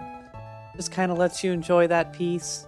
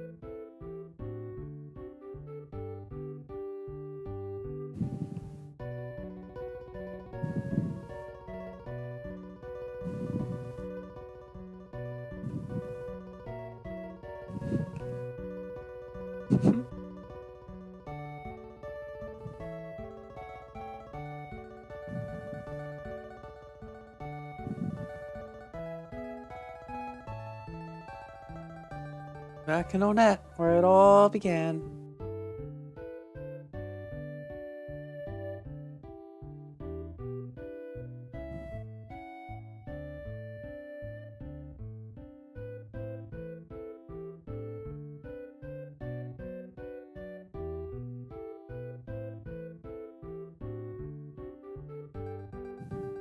See right here, she says, I really should go home. I shouldn't be out just wandering here and there. Don't you think so? And you can just say no? Well, okay. I guess I would like to be with you a little longer.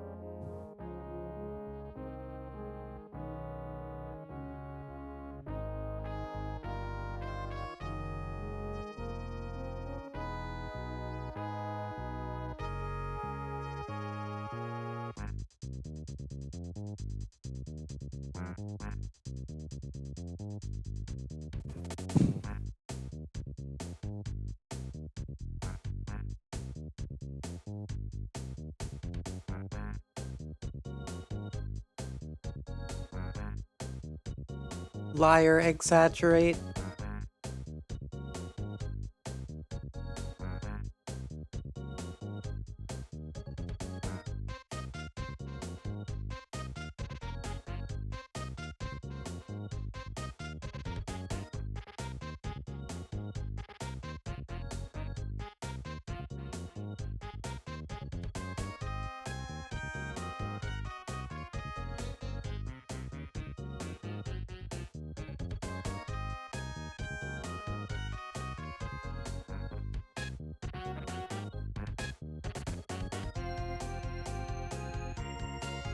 Yep, Porky returns in Mother 3. That's to ruin the good, peaceful village of Tazmily.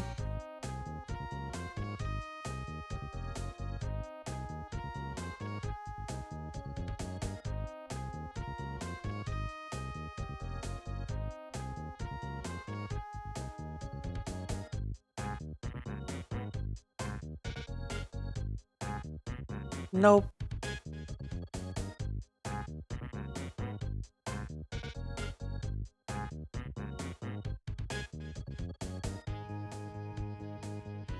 Definitely never learned that good always triumphs. I mean, maybe in the end, but I mean, I think he still probably never learned. Truly, he's just that dense.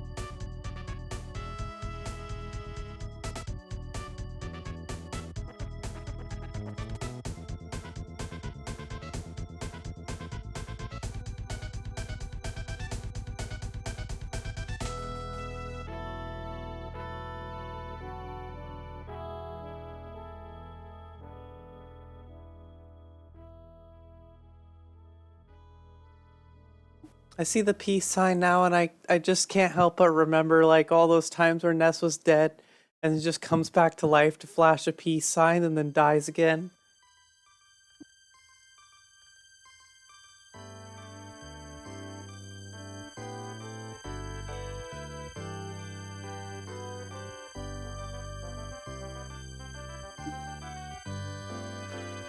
Fuzzy pickles.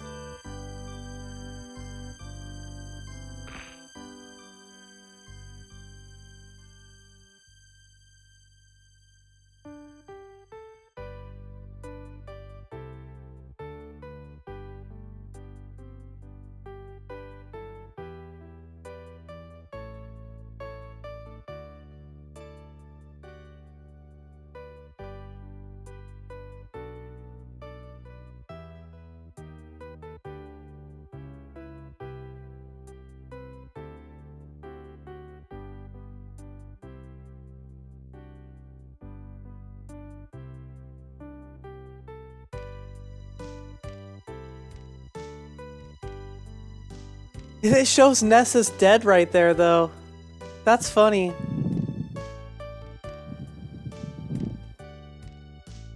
It's funny because he always comes back to life to do the peace sign and then dies again. But in the photos in the end, it shows him as dead.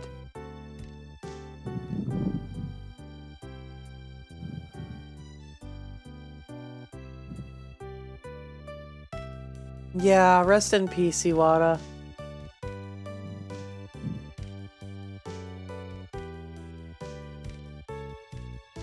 He was a brilliant man. This game wouldn't have been the same without him.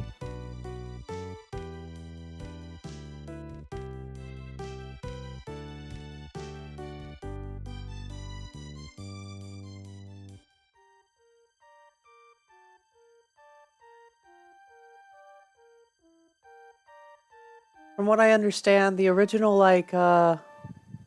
build they had was a mess. And they brought Iwata into the team, and he came in and he looked at it and he said, if we keep going with it the way it is, it's going to take so much longer.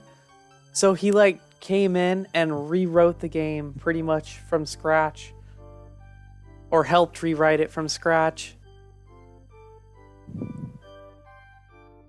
A lot of people say that he saved the project.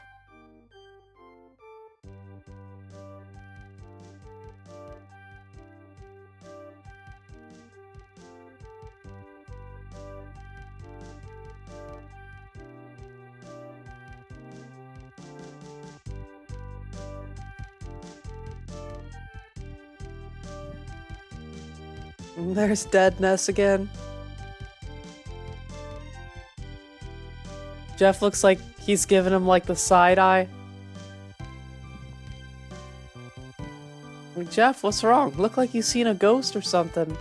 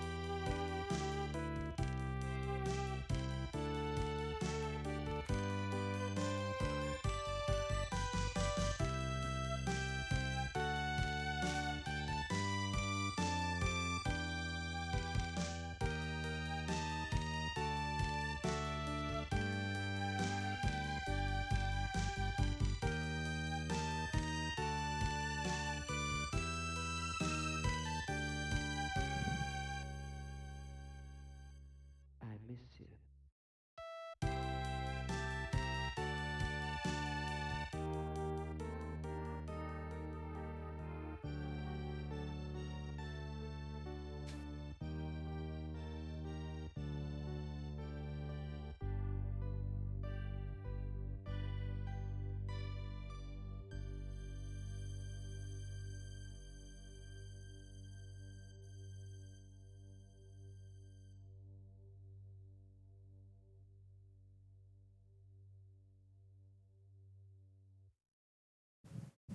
Yeah, it's us.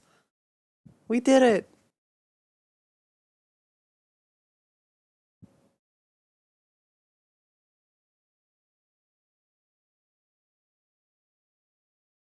Oh yeah, I gotta push the button, huh?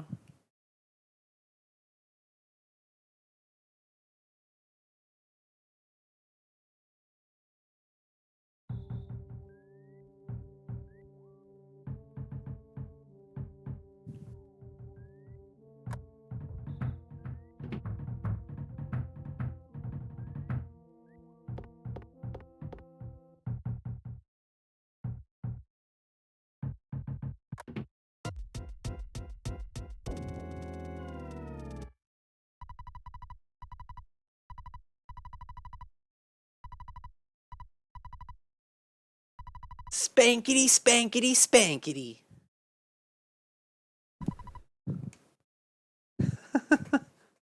Always love that.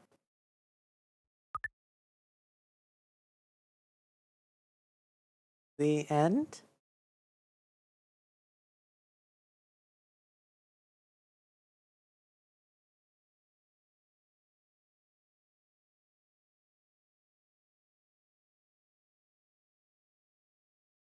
Porky, you bastard. Yeah, pretty much.